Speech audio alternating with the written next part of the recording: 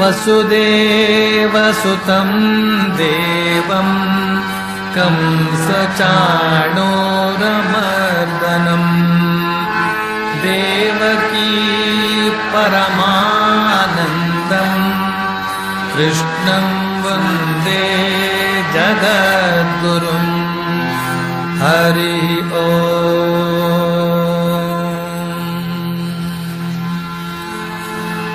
ಶ್ರೇಯೋ ಹಿ ಜ್ಞಾನಮಭ್ಯಾಸಾತ್ ಜ್ಞಾನಾಧ್ಯಾನಂ ವಿಶಿಷ್ಯತೆ ಧ್ಯಾನಾತ್ ಕರ್ಮಫಲತ್ಯಾಗಃ ತ್ಯಾಗಾತ್ ಶಾಂತಿರನಂತರಂ. ಅರ್ಜುನ, ಅಭ್ಯಾಸಕ್ಕಿಂತ ಜ್ಞಾನ ಶ್ರೇಷ್ಠ, ಜ್ಞಾನಕ್ಕಿಂತ ಧ್ಯಾನ ಶ್ರೇಷ್ಠ, ಧ್ಯಾನಕ್ಕಿಂತ ಕರ್ಮಫಲ ತ್ಯಾಗ ಶ್ರೇಷ್ಠವಾದ್ದು. ಈ ಕುರಿತಾಗಿ ಶ್ರೀಕೃಷ್ಣ ಹೇಳಿದಂತಹ ಈ ಮಾತಿನ ಕುರಿತಾಗಿ ನಿನ್ನೆ ಸಾಕಷ್ಟು ವಿವರವಾಗಿ ತಿಳಿದದ್ದಾಯಿತು. ಈ ಕರ್ಮಫಲ ತ್ಯಾಗದ ಶ್ರೇಷ್ಠತೆಯನ್ನು ಶ್ರೀಕೃಷ್ಣ ಇಷ್ಟೊಂದು ಸ್ಪಷ್ಟವಾಗಿ ಹೇಳಿದ್ದನ್ನು ನೋಡಿದರೆ ಇದರ ಬಗ್ಗೆ ನಾವು ಎಷ್ಟು ಆಳವಾಗಿ ಆಲೋಚಿಸಿ ಅದರ ಮರ್ಮವನ್ನು ತಿಳಿಯಬೇಕಾಗಿದೆ ಅನ್ನೋದು ತಿಳಿದು ಬರುತ್ತೆ. ಕರ್ಮಫಲ ತ್ಯಾಗದಿಂದ ಅಂದರೆ ನಾವು ಮಾಡಿದ ಸಕಲ ಕರ್ಮಗಳ ಫಲದಲ್ಲಿನ ಆಸಕ್ತಿಯನ್ನು ತ್ಯಾಗ ಮಾಡುವುದರಿಂದ ಉಂಟಾಗತಕ್ಕಂತಹ ಪ್ರಥಮ ಪ್ರಯೋಜನ ಏನು ಅಂತಂದ್ರೆ ನಮ್ಮ ಮನಸ್ಸು ಹಗುರವಾಗಿ ಬಿಡುತ್ತೆ. ಇಂತಹ ಹಗುರವಾದ ಮನಸ್ಸಿನಿಂದ ಭಗವದ್ಧ್ಯಾನ ಮಾಡೋದು ತುಂಬ ಸುಲಭವಾಗಿ ಬಿಡುತ್ತೆ. ನಾವು ಆಸಕ್ತಿಯಿಂದ ಮಾಡುವಂತಹ ಕರ್ಮಗಳು ನಮ್ಮ ಮನಸ್ಸಿನಲ್ಲಿ ಸಂಸ್ಕಾರ ರೂಪದಲ್ಲಿ ಹೋಗಿ ಸೇರಿಕೊಳ್ಳುತ್ತವೆ ಅನ್ನೋದು ನಮಗೆ ತಿಳಿದಿರಬೇಕು. ಈ ಸಂಸ್ಕಾರಗಳು ನಮ್ಮಿಂದ ಹೊಸ ಹೊಸ ಕರ್ಮಗಳನ್ನು ಮಾಡಿಸುತ್ತವೆ ಅನ್ನೋದು ನಮಗೆ ತಿಳಿದಿರಬೇಕು. ಈ ಹೊಸ ಹೊಸ ಕರ್ಮಗಳು ನಮ್ಮ ಮನಸ್ಸಿನಲ್ಲಿ ಮತ್ತೆ ಮತ್ತೆ ಹೊಸ ಹೊಸ ಸಂಸ್ಕಾರಗಳನ್ನು ಉಂಟು ಮಾಡುತ್ತವೆ ಅನ್ನೋದನ್ನು ನಾವು ತಿಳಿದಿರಬೇಕು. ಹೀಗೆ ಜನ್ಮ ಜನ್ಮಾಂತರಗಳಿಂದ ತುಂಬಿಕೊಂಡು ಬಂದಂತಹ ಸಂಸ್ಕಾರಗಳ ಭಾರ ನಮ್ಮ ಮನಸ್ಸಿನಲ್ಲಿ ಇದೆ ಅನ್ನೋದು ನಮಗೆ ತಿಳಿದಿರಬೇಕು. ಧ್ಯಾನಕ್ಕೆ ಕುಳಿತುಕೊಂಡು ಮನಸ್ಸನ್ನು ಭಗವಂತನಲ್ಲಿ ಏಕತ್ರಗೊಳಿಸುವ ಪ್ರಯತ್ನ ಮಾಡಿದಾಗ ಈ ಸಂಸ್ಕಾರಗಳೆಲ್ಲ ನಮ್ಮ ಮನಸ್ಸಿನಿಂದ ಹೊರಬರುವುದೇ ಆಗಲಿ, ಅವುಗಳು ಅಲ್ಲೇ ಬಗೆ ಬಗೆಯಾಗಿ ಚೀರಾಡುವುದೇ ಆಗಲಿ ಕಂಡುಬರುತ್ತೆ. ಆಗ ಆಧ್ಯಾತ್ಮಿಕ ಸಾಧಕ ತನ್ನಿಂದ ನಿರಾತಂಕವಾಗಿ ಧ್ಯಾನ ಮಾಡೋದಕ್ಕೆ ಸಾಧ್ಯವಾಗದೇ ಇರುವುದನ್ನು ಕಂಡು ತಬ್ಬಿಬ್ಬಾಗ್ತಾನೆ. ಇಂತಹ ಒಂದು ಅವಾಂತರದಿಂದ ಪಾರಾಗೋದಕ್ಕೆ ಉಪಾಯ ಏನು? ಶ್ರೀಕೃಷ್ಣ ಹೇಳ್ತಾನೆ, ಸರ್ವ ಕರ್ಮ ಫಲತ್ಯಾಗ. ಕರ್ಮಫಲತ್ಯಾಗದಿಂದ ತಕ್ಷಣವೇ ಶಾಂತಿ ಪ್ರಾಪ್ತವಾಗುತ್ತೆ. ಈ ಮಾತನ್ನ ಇನ್ನೂ ಚೆನ್ನಾಗಿ ಅರ್ಥ ಮಾಡಿಕೊಳ್ಳೋದಕ್ಕೆ ಒಂದು ಉದಾಹರಣೆಯನ್ನು ತೆಗೆದುಕೊಳ್ಳಬಹುದು. ನಮ್ಮ ತಲೆಯ ಮೇಲೆ 2 ಮಣ ಭಾರದ ಹೊರೆಯನ್ನು ಹೊತ್ತುಕೊಂಡು ಸ್ವಲ್ಪ ಹೊತ್ತು ಹಾಗೇ ನಿಂತಿರೋಣ.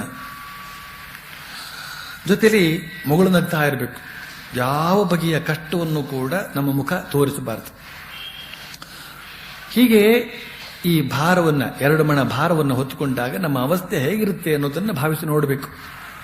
ಕುತ್ತಿಗೆ ನೋವು, ಮೈಕೈ ನೋವು, ಒಂದು ಹೆಜ್ಜೆ ಮುನ್ನಡೆಯೋದಕ್ಕೆ ಕೂಡ ಸಾಧ್ಯವಿಲ್ಲ, ಇನ್ನು ನಗುವುದಿಲ್ಲ ಬಂತು. ಆದರೆ ತಲೆಯ ಮೇಲಿನ ಆ ಭಾರವನ್ನು ಯಾವಾಗ ಧಪ್ ಅಂತ ಕೆಳಗಡೆ ಹಾಕಿಬಿಡುತ್ತೇವೋ ಆಗ ಮರುಕ್ಷಣವೇ ನಮ್ಮ ಇಡೀ ಶರೀರ ಹಗುರವಾಗಿ ಬಿಡುತ್ತೆ. ಆಗ ನಾವು ಎಲ್ಲೆಂದರಲ್ಲಿ ಹೇಗಂದ್ರೆ ಹಾಗೆ ಓಡಾಡೋದಕ್ಕೆ ಸುಲಭವಾಗಿ ಬಿಡುತ್ತೆ. ಈಗ ತಲೆಯ ಮೇಲಿನ ಹೊರೆಯನ್ನೇನೋ ಸುಲಭವಾಗಿ ಕೆಳಗೆ ದಪ್ಪ ಅಂತ ಎಸ್ಬಿಡ್ಬೋದು. ಆದರೆ ಕರ್ಮಫಲವನ್ನು ತ್ಯಜಿಸುವುದು ಹೇಗೆ? ಅದಕ್ಕೆ ಉಪಾಯವಿಷ್ಟೇ. ನಾವು ಪ್ರತಿದಿನ ರಾತ್ರಿ ಮಲಗಿಕೊಳ್ಳುವ ವೇಳೆಯಲ್ಲಿ ಭಾವಿಸಬೇಕು, ಹೇ ಭಗವಂತ, ನಾನೇನೇನು ಕರ್ಮಗಳನ್ನು ಇಂದು ಮಾಡಿದ್ನೋ ಅವುಗಳನ್ನೆಲ್ಲ ನಿಜಕ್ಕೂ ಮಾಡಿದ್ದು ನನ್ನ ಶರೀರ, ಮನಸ್ಸುಗಳು. ಆದ್ರಿಂದ ಆ ಕರ್ಮಗಳಿಗೂ ಈ ಕರ್ಮ ಫಲಗಳಿಗೂ ಮತ್ತು ನನಗೂ ಯಾವ ಸಂಬಂಧವೂ ಇಲ್ಲ. ನಾನು ನಿತ್ಯ ಶುದ್ಧ ಬುದ್ಧ ಮುಕ್ತನಾದಂತಹ ಆತ್ಮ. ಅಂತ ಹೀಗೆ ಭಾವಿಸಬೇಕು. ಅಥವಾ ಭಕ್ತಿ ಮನೋಭಾವದವರು ಹೀಗೂ ಭಾವಿಸಬಹುದು. ಏನು ಅಂತ ಹೇಳಿದ್ರೆ, ಯತ್ ಕೃತಂ ಯತ್ ಕರಿಷ್ಯಾಮಿ ತತ್ ಸರ್ವಂ ನ ಮಯಾ ಕೃತಂ ತ್ವಯಾ ಕೃತಂತು ಫಲಭುಕ್ ತ್ವಮೇವ ಮಧುಸೂದನ. ಹೇ ಮಧುಸೂದನ, ನಾನು ಯಾವ ಯಾವ ಕರ್ಮಗಳನ್ನು ಮಾಡಿದೆನೋ ಮತ್ತು ಯಾವ ಯಾವ ಕರ್ಮಗಳನ್ನು ಮಾಡಲಿದ್ದೇನೋ ಅವೆಲ್ಲ ನಿನ್ನಿಂದಲೇ ಆದುವೆ ಹೊರತು ನನ್ನಿಂದ ಅಲ್ಲ. ಆದ್ದರಿಂದ ಅವುಗಳ ಫಲವು ನಿನಗೇ ಸೇರುತ್ತವೆಯೇ ಹೊರತು ನನಗಲ್ಲ ಅಂತ ಈ ರೀತಿಯಾಗಿ ಕೂಡ ಭಾವಿಸಬಹುದು. ಆದರೆ ಒಳ್ಳೆ ಫಲ ಬಂದದ್ದೆಲ್ಲ ನನ್ನದು, ಕೆಟ್ಟ ಫಲ ಬಂದದ್ದೆಲ್ಲ ನಿನ್ನದು ಅಂತ ಹೇಳ್ತಕ್ಕಂಥ ಈ ಒಂದು ಭಾವ ಇದ್ರೆ ಆಗ ಕಷ್ಟ ಆಗುತ್ತೆ. ಇಲ್ಲಿ ಒಂದು ಪ್ರಶ್ನೆ ಹೇಳ್ಬೋದು. ಏನು ಅಂತ ಹೇಳಿದ್ರೆ, ನಾವು ಮಾಡಿದಂತಹ ಕರ್ಮಗಳು ನಿಜವಾಗಿಯೂ ನಮ್ಮಿಂದ ಆದವುಗಳಲ್ಲ, ಭಗವಂತನಿಂದ. ಆದ್ರಿಂದ ಅವುಗಳ ಫಲಗಳು ಕೂಡ ನಮಗಲ್ಲ, ಭಗವಂತನಿಗೆ ಅಂತ ಭಾವಿಸುವುದಾದ್ರೆ, ಈಗ ಎಷ್ಟೋ ಜನ ಅತ್ಯಾಚಾರ ಅನಾಚಾರಗಳನ್ನೆಲ್ಲ ಮಾಡ್ತಾರೆ. ಅಂದಮೇಲೆ ಆ ಫಲಗಳನ್ನೆಲ್ಲ ಭಗವಂತ ಸ್ವೀಕರಿಸ್ತಾನೇನೋ ಅಂತನ್ನುವ ಈ ಪ್ರಶ್ನೆ ಹೇಳಬಹುದು. ಅದಕ್ಕೆ ಉತ್ತರವಿಷ್ಟೇ: ಅತ್ಯಾಚಾರ ಅನಾಚಾರ ಮಾಡುವವರು ಭಗವಂತನ ಅಸ್ತಿತ್ವದಲ್ಲಿ ನಂಬಿಕೆಯನ್ನೇ ಇಟ್ಟುಕೊಂಡಿರೋದಿಲ್ಲ. ಆದ್ರಿಂದ ಅವರ ಕರ್ಮ ಫಲಗಳನ್ನೆಲ್ಲ ಅವರೇ ಅನುಭವಿಸಬೇಕಾಗುತ್ತೆ. ಆದರೆ ಇನ್ನು ಕೆಲವರಿದ್ದಾರೆ, ಅವರು ಅತ್ಯಾಚಾರವನ್ನೂ ಮಾಡ್ತಾರೆ, ಭಗವಂತನಲ್ಲೂ ಭಕ್ತಿ ಇಟ್ಟಿರ್ತಾರೆ, ದೇವಸ್ಥಾನಗಳಿಗೂ ಹೋಗ್ತಿರ್ತಾರೆ, ನೈವೇದ್ಯಾದಿಗಳನ್ನು ಕೊಡ್ತಾರೆ, ಬೇಕಾದಷ್ಟು ಡೊನೇಷನ್ ಕೂಡ ಕೊಟ್ಬಿಡ್ತಾರೆ. ಇಂಥವರ ವಿಷಯದಲ್ಲಿ ಹೇಗೆ ಹೇಳೋದಾದ್ರೆ, ಒಂದಲ್ಲ ಒಂದು ಶುಭ ದಿನ ಭಗವಂತ ಅವರ ಅತ್ಯಾಚಾರಗಳಿಂದ ಬಿಡಿಸಿ ಬಿಡ್ತಾನೆ. ಅಪಿಚೇತ್ಸು ದುರಾಚಾರೋ ಭಜತೆ ಮಾಮನನ್ಯ ಭಾಕ್ ಸಾಧುರೇವ ಸಮಂತವ್ಯ ಸಮ್ಯಕ್ ವ್ಯವಸಿತೋ ಹಿ ಸಹ. ಪಾಪಿಗಳಲ್ಲಿ ಪಾಪಿಯಾದವನು ಕೂಡ, ಅಂದ್ರೆ ಅತ್ಯಂತ ಭಯಂಕರ ದುರಾಚಾರ ಮಾಡಿದವನು ಕೂಡ, ನನ್ನನ್ನ ಅನನ್ಯ ಭಾವದಿಂದ ಭಜಿಸಿದ್ದೇ ಆದರೆ ಅವನು ಧನ್ಯನೆಂದೇ ಅರ್ಥ. ಯಾಕೆಂದ್ರೆ ಅವನು ನನ್ನಲ್ಲಿ ಶರಣಾಗಬೇಕು ಅಂತ ಮಾಡಿದಂತಹ ನಿರ್ಧಾರ ಸರಿಯಾದದ್ದೇ ಆಗಿದೆ ಅಂತ ಹೇಳ್ತಾನೆ ಶ್ರೀಕೃಷ್ಣ. ಅವನನ್ನು ಸಾಧು ಅಂತಲೇ ಭಾವಿಸಬೇಕು ಅಂತ. ಶ್ರೀಕೃಷ್ಣ ಪಾಪಗಳನ್ನ ತೊಳೆದು ಅವ್ರನ್ನ ಪುಣ್ಯಾತ್ಮರನ್ನಾಗಿ ಮಾಡುವಲ್ಲಿ ಏನು ಆಯಾಸ ಪಟ್ಟುಕೊಳ್ಳೋದಿಲ್ಲ. ಬಹಳ ಸುಲಭವಾಗಿ ಹತ್ತಿಯ ಹೊರೆಯನ್ನ ಒಂದೇ ಒಂದು ಕಿಡಿ ಹೇಗೆ ಸುಟ್ಟು ಭಸ್ಮ ಮಾಡಿಬಿಡಬಲ್ಲದೋ ಅದೇ ರೀತಿಯಲ್ಲಿ ಅನಂತ ಕೋಟಿ ಜನ್ಮಗಳ ಪಾಪ ರಾಶಿಯನ್ನ ಭಗವಂತನ ಕೃಪೆ ಏಕಕಾಲದಲ್ಲಿ ನಾಶ ಮಾಡಿ ಬಿಡಬಲ್ಲದು. ಇದನ್ನು ಶ್ರೀರಾಮಕೃಷ್ಣರು ಕೂಡ ಬಗೆ ಬಗೆಯಾಗಿ ವಿವರಿಸಿ ಹೇಳಿದ್ದಾರೆ. ಇಲ್ಲಿ ಪ್ರಾಮುಖ್ಯವಾದ ವಿಷಯ ಏನು ಅಂತ ಹೇಳಿದ್ರೆ, ನಿಜವಾದ ಭಕ್ತರ ವಿಷಯದಲ್ಲಿ ಈ ಪ್ರಶ್ನೆಗಳೆಲ್ಲ ಹೇಳೋದೇ ಇಲ್ಲ. ಅವರು ಸದಾಚಾರಗಳನ್ನೇ ಅಭ್ಯಾಸ ಮಾಡ್ತಾ ಇರ್ತಾರೆ, ಸದ್ಭಾವನೆಗಳನ್ನೇ ಅಭ್ಯಾಸ ಮಾಡ್ತಾ ಇರ್ತಾರೆ. ಆದ್ರಿಂದ ಅವರ ಭಾವನೆಗಳೂ ಉದಾತ್ತ, ಮಾತುಗಳೂ ಉದಾತ್ತ, ಕಾರ್ಯಗಳೂ ಉದಾತ್ತ. ಆದ್ದರಿಂದ ಅವರ ಶೀಲವೇ ಉದಾತ್ತ. ಇದನ್ನು ಶ್ರೀಕೃಷ್ಣನೇ ಈ ಭಕ್ತಿಯೋಗ ಅಂತಿರ್ತಕ್ಕಂಥ ಅಧ್ಯಾಯದಲ್ಲಿ ಈಗ ಒಂದೊಂದಾಗಿ ಸ್ಪಷ್ಟಪಡಿಸ್ತಾನೆ. ಅದ್ವೇಷ್ಟಾ ಸರ್ವಭೂತಾನಾಂ ಮೈತ್ರ ಕರುಣ ಏವ ಚ ನಿರ್ಮಮೋ ನಿರಹಂಕಾರಃ ಸಮದುಃಖ ಸುಖಕ್ಷಮೀ ಸಂತುಷ್ಟಃ ಸತತಂ ಯೋಗಿ ಯತಾತ್ಮಾ ದೃಢನಿಶ್ಚಯಃ ಮಯ್ಯರ್ಪಿತಮನೋ ಬುದ್ಧಿಃ ಯೋ ಮದ್ಭಕ್ತ ಸಮೇ ಪ್ರಿಯಃ. ಯಾವನು ಯಾವ ಜೀವಿಗಳನ್ನು ದ್ವೇಷಿಸುವುದಿಲ್ಲವೋ, ಯಾವನು ಮೈತ್ರಿ ಭಾವ ಉಳ್ಳವನಾಗಿದ್ದಾನೋ, ಯಾವನು ಕರುಣಾಳುವಾಗಿದ್ದಾನೋ, ಯಾವನು ಅಹಂಕಾರ ಮಮಕಾರಗಳನ್ನು ಬಿಟ್ಟಿರುವನೋ, ಯಾವನು ಸುಖ ದುಃಖಗಳೆರಡನ್ನು ಸಮಾನವಾಗಿ ಕಾಣುತ್ತಾನೋ, ಯಾವನು ಕ್ಷಮಾಶೀಲನಾಗಿರುವನೋ, ಯಾವನು ಸರ್ವದಾ ಸಂತುಷ್ಟನಾಗಿರುವನೋ, ಯಾವನು ಜಿತೇಂದ್ರಿಯನಾಗಿರುವನೋ, ಯಾವನು ದೃಢ ನಿಶ್ಚಯ ಉಳ್ಳವನಾಗಿರುವನೋ ಮತ್ತು ನನ್ನಲ್ಲಿಯೇ ಮನಸ್ಸು ಬುದ್ಧಿಗಳನ್ನು ಅರ್ಪಿಸಿರುವನೋ ಅಂತಹ ಭಕ್ತನು ನನಗೆ ಪ್ರಿಯನು.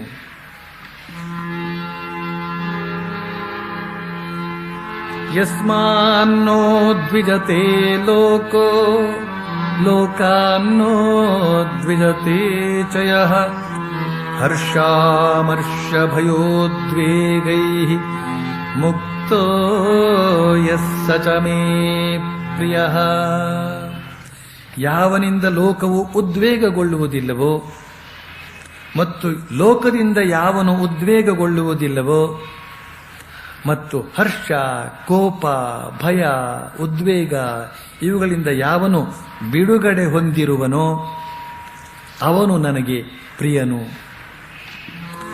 ಅನಪೇಕ್ಷ ಶುಚಿರ್ದಕ್ಷ ಉದಾಸೀನೋ ಗತವ್ಯತಃ ಸರ್ವಾರಂಭ ಪರಿತ್ಯಾಗಿ ಯೋ ಮದ್ಭಕ್ತ ಸಮೇ ಪ್ರಿಯ. ಅಪೇಕ್ಷೆ ಇಲ್ಲದಿರುವವನು ಅಂದರೆ ನಿಸ್ಪೃಹನು, ಶುಚಿರ್ಭೂತನು, ದಕ್ಷನು ಸಮರ್ಥನು, ಉದಾಸೀನನು, ವ್ಯಥೆ ಇಲ್ಲದವನು, ಎಲ್ಲ ಆರಂಭಗಳನ್ನು ಅಂದರೆ ಪ್ರಾರಂಭಗಳನ್ನು ಅಂದರೆ ಕರ್ಮಗಳನ್ನು ಬಿಟ್ಟವನು ಆಗಿರುವಂತಹ ನನ್ನ ಭಕ್ತನಿದ್ದಾನೋ ಅವನೇ ನನಗೆ ಪ್ರಿಯನು. ಯೋ ನ ಹೃಷ್ಯತಿ ನ ದ್ವೇಷ್ಟಿ ನ ಶೋಚತಿ ನ ಕಾಂಕ್ಷತಿ ಶುಭಾಶುಭ ಪರಿತ್ಯಾಗಿ ಭಕ್ತಿಮಾನ್ ಯಸ್ಸ ಮೇ ಪ್ರಿಯ.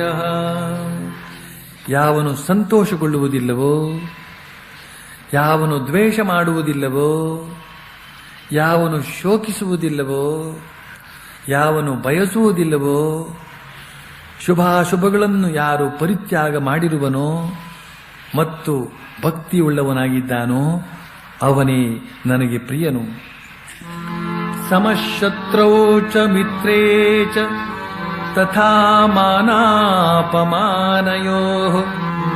ಶೀತೋಷ್ಣ ಸುಖ ದುಃಖೇಷು ಸಮಸಂಗ ವಿವರ್ಜಿತಃ ತುಲ್ಯ ನಿಂದಾಸ್ತುತಿರ್ಮೌನಿ ಸಂತುಷ್ಟೋ ಏನ ಕೇನಚಿತ್ ಅನಿಕೇತ ಸ್ಥಿರಮತಿಃ ಭಕ್ತಿಮಾನ್ ಮೇ ಪ್ರಿಯೋ ನರಃ.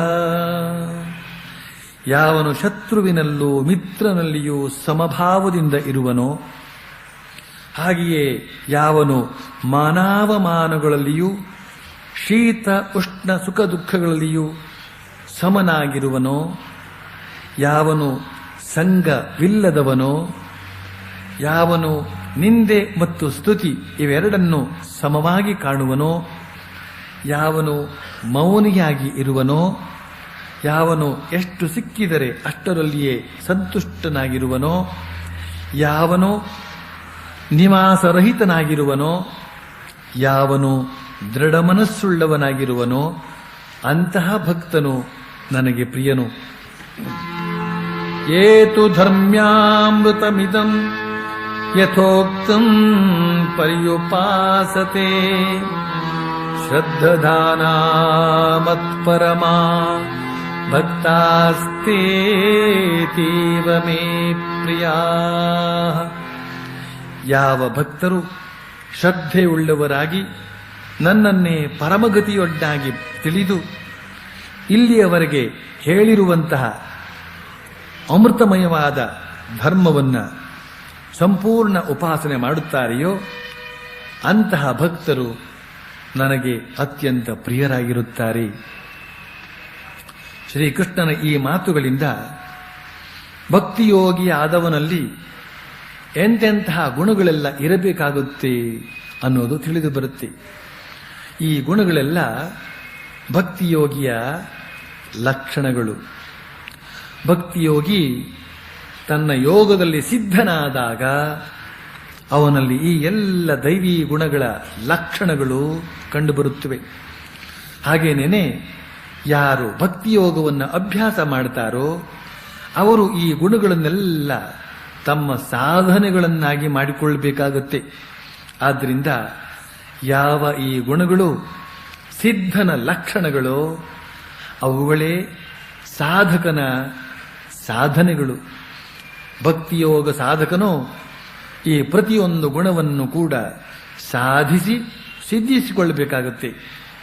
ಅವನು ತನ್ನ ಸಾಧನೆಯಲ್ಲಿ ಸಿದ್ಧನಾದಾಗ ಇದೇ ಗುಣಗಳೇ ಮತ್ತೆ ಅವನಲ್ಲಿ ಲಕ್ಷಣಗಳಾಗಿ ಕಂಡುಬರುತ್ತವೆ. ನಮ್ಮಲ್ಲಿ ಆಧ್ಯಾತ್ಮಿಕ ಸಾಧನೆಗಳ ಬಗ್ಗೆ ವಿಚಿತ್ರ ಕಲ್ಪನೆಗಳೆಲ್ಲ ಇವೆ. ಅದಕ್ಕನುಸಾರವಾಗಿ ವಿಚಿತ್ರ ರೀತಿಯ ತಪಸ್ಸುಗಳ ವರ್ಣನೆಗಳೆಲ್ಲ ಇವೆ. ವಿಚಿತ್ರ ರೀತಿಯ ಯೋಗಾಸನಗಳ ವಿನ್ಯಾಸಗಳೆಲ್ಲ ಇವೆ. ಆದರೆ ಇಲ್ಲಿ ಶ್ರೀಕೃಷ್ಣ ತನ್ನ ಪ್ರೀತಿಗೆ ಪಾತ್ರರಾಗಬಲ್ಲವರು ಈ ಬಗೆಯ ವಿಚಿತ್ರ ರೀತಿಯ ತಪಸ್ವಿಗಳಲ್ಲ, ಬದಲಾಗಿ ದಿವ್ಯವಾದ ಈ ಸದ್ಗುಣಗಳನ್ನು ಯಾರು ಅಭ್ಯಾಸ ಮಾಡಿರ್ತಾರೆಯೋ ಅವರೇ ತನ್ನ ನಿಜವಾದ ಭಕ್ತರು ಮತ್ತು ಅವರೇ ತನಗೆ ಅತ್ಯಂತ ಪ್ರಿಯರು ಅನ್ನೋದಾಗಿ ಘೋಷಿಸಿದ್ದಾನೆ ಇಲ್ಲಿ. ನಿಜಕ್ಕೂ ಭಕ್ತರ ಮುಖವನ್ನು ನೋಡಿದಾಗ ನಮಗೆ ಭಗವಂತನ ಪರಿಚಯವಾಗುತ್ತೆ ಆಗಬೇಕು.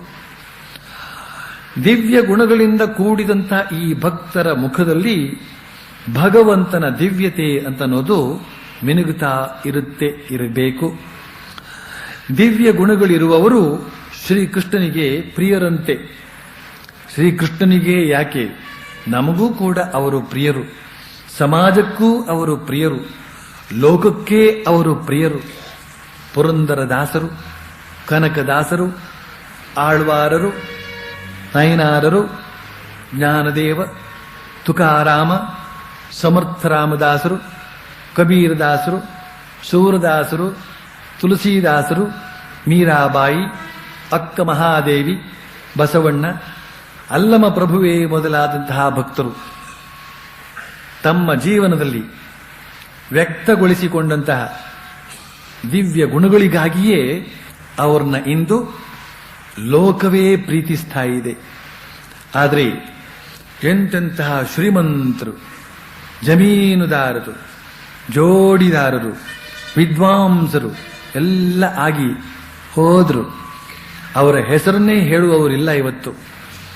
ಆದ್ದರಿಂದ ದೈವೀ ಗುಣಗಳನ್ನು ಬೆಳೆಸಿಕೊಳ್ಳದೆ ಇದ್ರೆ ಅವರು ಈ ಲೋಕಕ್ಕೂ ಪ್ರಿಯರಾಗೋದಿಲ್ಲ, ಆ ಲೋಕಕ್ಕೂ ಪ್ರಿಯರಾಗೋದಿಲ್ಲ, ಲೋಕಾತೀತನಾದ ಭಗವಂತನಿಗೂ ಪ್ರಿಯರಾಗೋದಿಲ್ಲ.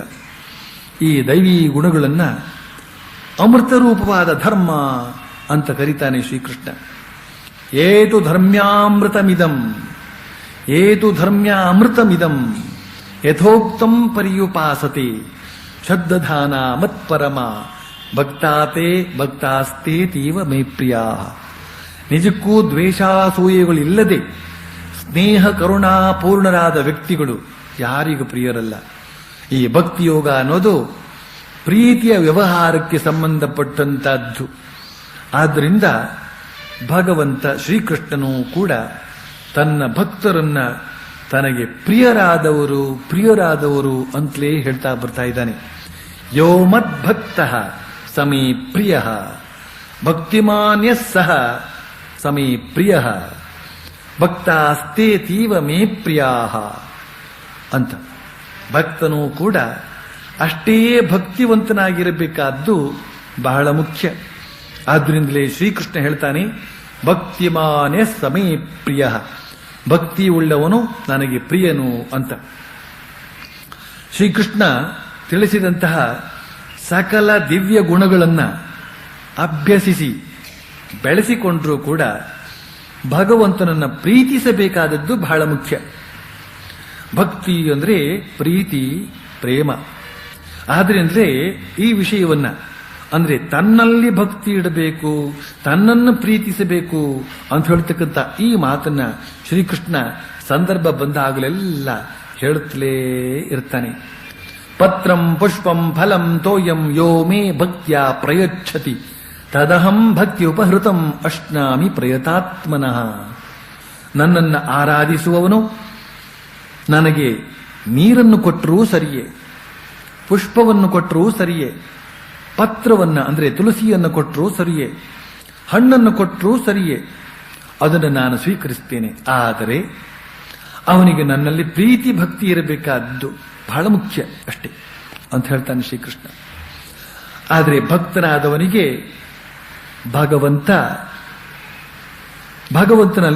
ಭಕ್ತನಾದವನಿಗೆ ಭಗವಂತನಲ್ಲಿ ಪ್ರೀತಿ ಭಕ್ತಿ ಇರಬೇಕು ಅನ್ನೋದು ಮುಖ್ಯವಾದರೂ ಕೂಡ ಅವನು ಇತರ ಮಾನವ ಬಂಧುಗಳೊಂದಿಗೆ, ಇತರ ಪ್ರಾಣಿ ವರ್ಗದೊಂದಿಗೆ ಹೇಗೆ ನಡೆದುಕೊಳ್ಳಬೇಕು, ತನ್ನ ಮನೋಭಾವವನ್ನು ಭಗವಂತನಿಗೆ ಪ್ರಿಯವಾಗುವಂತೆ ಹೇಗೆ ತಿದ್ದಿಕೊಳ್ಳಬೇಕು ಅಂತನ್ನೋದು ಕೂಡ ಅಷ್ಟೇ ಮುಖ್ಯ. ನಮ್ಮ ಸುತ್ತಮುತ್ತಲಿರುವ ಮನುಷ್ಯರು, ಪ್ರಾಣಿಗಳು ಎಲ್ಲರೂ ಭಗವಂತನ ಸೃಷ್ಟಿಯೇ ಅಲ್ವೇ?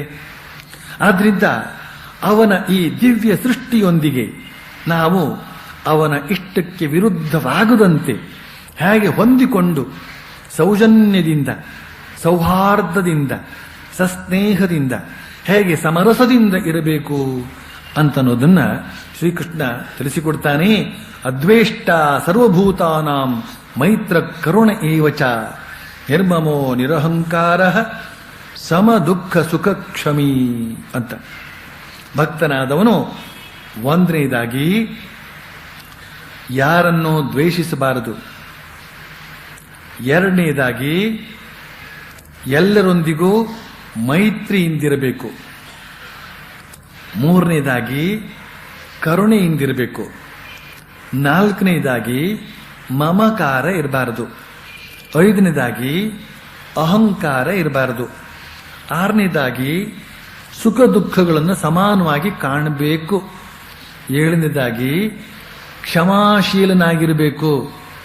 ಶ್ರೀಕೃಷ್ಣ ತೋರಿಸಿಕೊಟ್ಟಂತ ಈ ಭಕ್ತಿಯೋಗ ಮಾರ್ಗದಲ್ಲಿ ಪ್ರಾಣಾಯಾಮಾದಿಗಳ ಸರ್ಕಸ್ ಇಲ್ಲ, ಹಠಯೋಗಾದಿಗಳ ಶರೀರ ಶ್ರಮ ಅಂತೂ ಇಲ್ಲವೇ ಇಲ್ಲ, ಕಾಯಕ್ಲೇಶದ ಕಠಿಣ ಉಗ್ರ ವ್ರತಗಳ ಮಾತೇ ಇಲ್ಲ, ಕಾಯಕ್ಲೇಶದ ಕಠಿಣ ಉಗ್ರ ವ್ರತಗಳ ಮಾತೇ ಇಲ್ಲ. ಒಂದು ದೃಷ್ಟಿಯಿಂದ ಈ ಸದ್ಗುಣಾಭ್ಯಾಸವೇ ಒಂದು ವ್ರತ, ಈ ಸದ್ಗುಣಾಭ್ಯಾಸವೇ ಒಂದು ತಪಸ್ಸು. ಈ ಸದ್ಗುಣಗಳ ಬೆಳವಣಿಗೆಗೆ ಹಲವು ದೋಷಪೂರ್ಣ ಗುಣಗಳನ್ನು ಬಿಡಬೇಕಾಗುತ್ತೆ, ಹಲವು ಸದ್ಗುಣಗಳನ್ನು ಅಭ್ಯಸಿಸಬೇಕಾಗುತ್ತೆ. ಬಿಡಬೇಕಾದ ಗುಣಗಳು ಯಾವುವು ಅಂದ್ರೆ ದ್ವೇಷ, ಮಮಕಾರ, ಅಹಂಕಾರ. ಅಭ್ಯಸಿಸಬೇಕಾದ ಗುಣಗಳು ಯಾವುವು ಅಂದ್ರೆ ಮೈತ್ರಿ, ಕರುಣೆ, ಕ್ಷಮೆ, ಸುಖ ದುಃಖಗಳಲ್ಲಿ ಸಮಭಾವ ಮತ್ತು ಕ್ಷಮಾಶೀಲತೆ. ಹಾಗೂ ದ್ವೇಷ ಮನೋಭಾವವಿಲ್ಲದಂತಹ ಭಕ್ತ ತನಗೆ ಪ್ರಿಯ ಅಂತ ಹೇಳ್ತಾನೆ ಶ್ರೀಕೃಷ್ಣ. ದ್ವೇಷ ಅಂದ್ರೆ ಏನು? ದ್ವೇಷ ಅಂದ್ರೆ ವೈರ. ನಿಜಕ್ಕೂ ಈ ದ್ವೇಷ ಅಂದ್ರೆ ಏನು ಅಂತ ಅನ್ನೋದನ್ನ ನಾನು ವಿವರಿಸಬೇಕಾಗಿಯೇ ಇಲ್ಲ. ಯಾಕೆ ಅಂದ್ರೆ ನಾವು ದಿನ ಬೆಳಗಾದ್ರೆ ಈ ದ್ವೇಷದ ಕಿಡಿಯನ್ನ ಕಾಣುತ್ತಲೇ ಇರ್ತೇವೆ, ಅಥವಾ ನಾವೇ ಈ ದ್ವೇಷದ ಕಿಡಿಯನ್ನ ಕಾರುತ್ತಲೇ ಇರ್ತೇವೆ. ನಾವು ಗಮನವಿಟ್ಟು ಪರೀಕ್ಷಿಸಿ ನೋಡಿದರೆ ಈ ಸಮಾಜದಲ್ಲಿ, ಅಂದರೆ ಮಾನವ ಸಮಾಜದಲ್ಲಿ ಪ್ರತಿಯೊಬ್ಬರಿಗೂ ಯಾರಾದರೊಬ್ಬರ ಮೇಲೆ ದ್ವೇಷ ಇದ್ದೇ ಇರುತ್ತೆ. ದ್ವೇಷದ ಬೀಜ ಇಲ್ಲದ ಮನುಷ್ಯರು ಬಹಳ ಅಪರೂಪ. ದ್ವೇಷ ಇಲ್ಲದಂತಹ ಮನುಷ್ಯನೊಬ್ಬ ಇದ್ರೆ ನಿಜಕ್ಕೂ ಅವನು ಮನುಷ್ಯ ಅಲ್ಲ, ದೇವತಾ ವ್ಯಕ್ತಿಯೇ ಸರಿ. ಈ ದ್ವೇಷ ಮನೋಭಾವ ಅಂತ ಹೇಳ್ತಕ್ಕಂಥದ್ದು ನಮ್ಮ ಮನಸ್ಸಿನ ಮಧುರತೆಯನ್ನೆಲ್ಲ ಸುಟ್ಟು ಹಾಕಿಬಿಟ್ಟಿರುತ್ತೆ. ಈ ದ್ವೇಷ ಮನೋಭಾವದಿಂದಾಗಿ ಮಾನವರು ಪರಸ್ಪರ ಅನ್ಯೋನ್ಯವಾಗಿ ಶಾಂತಿಯಿಂದ ಇರುವುದಕ್ಕೆ ಸಾಧ್ಯವಿಲ್ಲವಾಗಿದೆ. ಈ ದ್ವೇಷ ಮನೋಭಾವ ಅನ್ನೋದು ಮನುಷ್ಯನನ್ನು ಕೊಲೆಗೈಯುವವರೆಗೆ ಮುಂದುವರೆದು ಬಿಡುತ್ತೆ.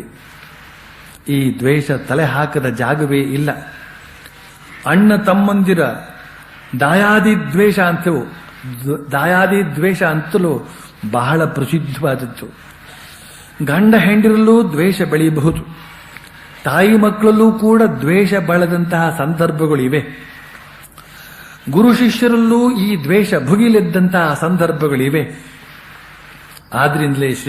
ಆದ್ರಿಂದಲೇ ಋಷಿಗಳು ತಮ್ಮ ಶಿಷ್ಯರಿಗೆ ಪಾಠ ಹೇಳಿಕೊಡುವ ಮೊದಲು ಒಂದು ವಿಶೇಷ ಪ್ರಾರ್ಥನೆಯನ್ನೇ ಮಾಡಿಕೊಳ್ತಾರೆ. ಓಂ ಸಹನಾವವತು ಸಹನೌ ಭುನಕ್ತು ಸಹ ವೀರ್ಯಂಕರವಾವಹೈ ತೇಜಸ್ವಿನಾವಧೀತಮಸ್ತು ಮಾ ವಿದ್ವಿಷಾವಹೈ. ಓಂ ಶಾಂತಿ ಶಾಂತಿ ಶಾಂತಿ.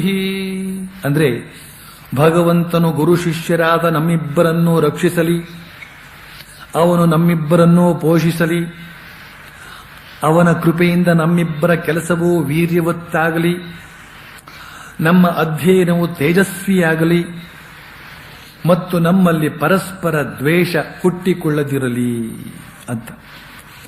ಆದ್ದರಿಂದ ಈ ದ್ವೇಷದ ಜ್ವಾಲೆ ಎಲ್ಲಿ ಬೇಕಾದರೂ ಏಳಬಹುದು.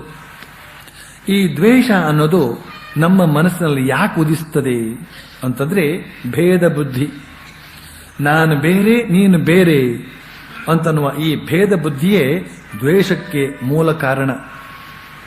ನಿಜಕ್ಕೂ ನಾವೆಲ್ಲರೂ ಆತ್ಮಸ್ವರೂಪರಾದ ಕಾರಣ ಪರಸ್ಪರ ದ್ವೇಷಿಸಬೇಕಾದ ಅವಶ್ಯಕತೆಯೇ ಇಲ್ಲ. ನಮ್ಮ ಹಲ್ಲು ನಮ್ಮ ನಾಲಿಗೆಯನ್ನೇನಾದರೂ ಕಡಿಯಿತು ಅಂತ ನಾವು ನಮ್ಮ ಹಲ್ಲನ್ನು ಮುರಿಯೋದಕ್ಕೆ ಹೋಗ್ತೇವೆಯೇ?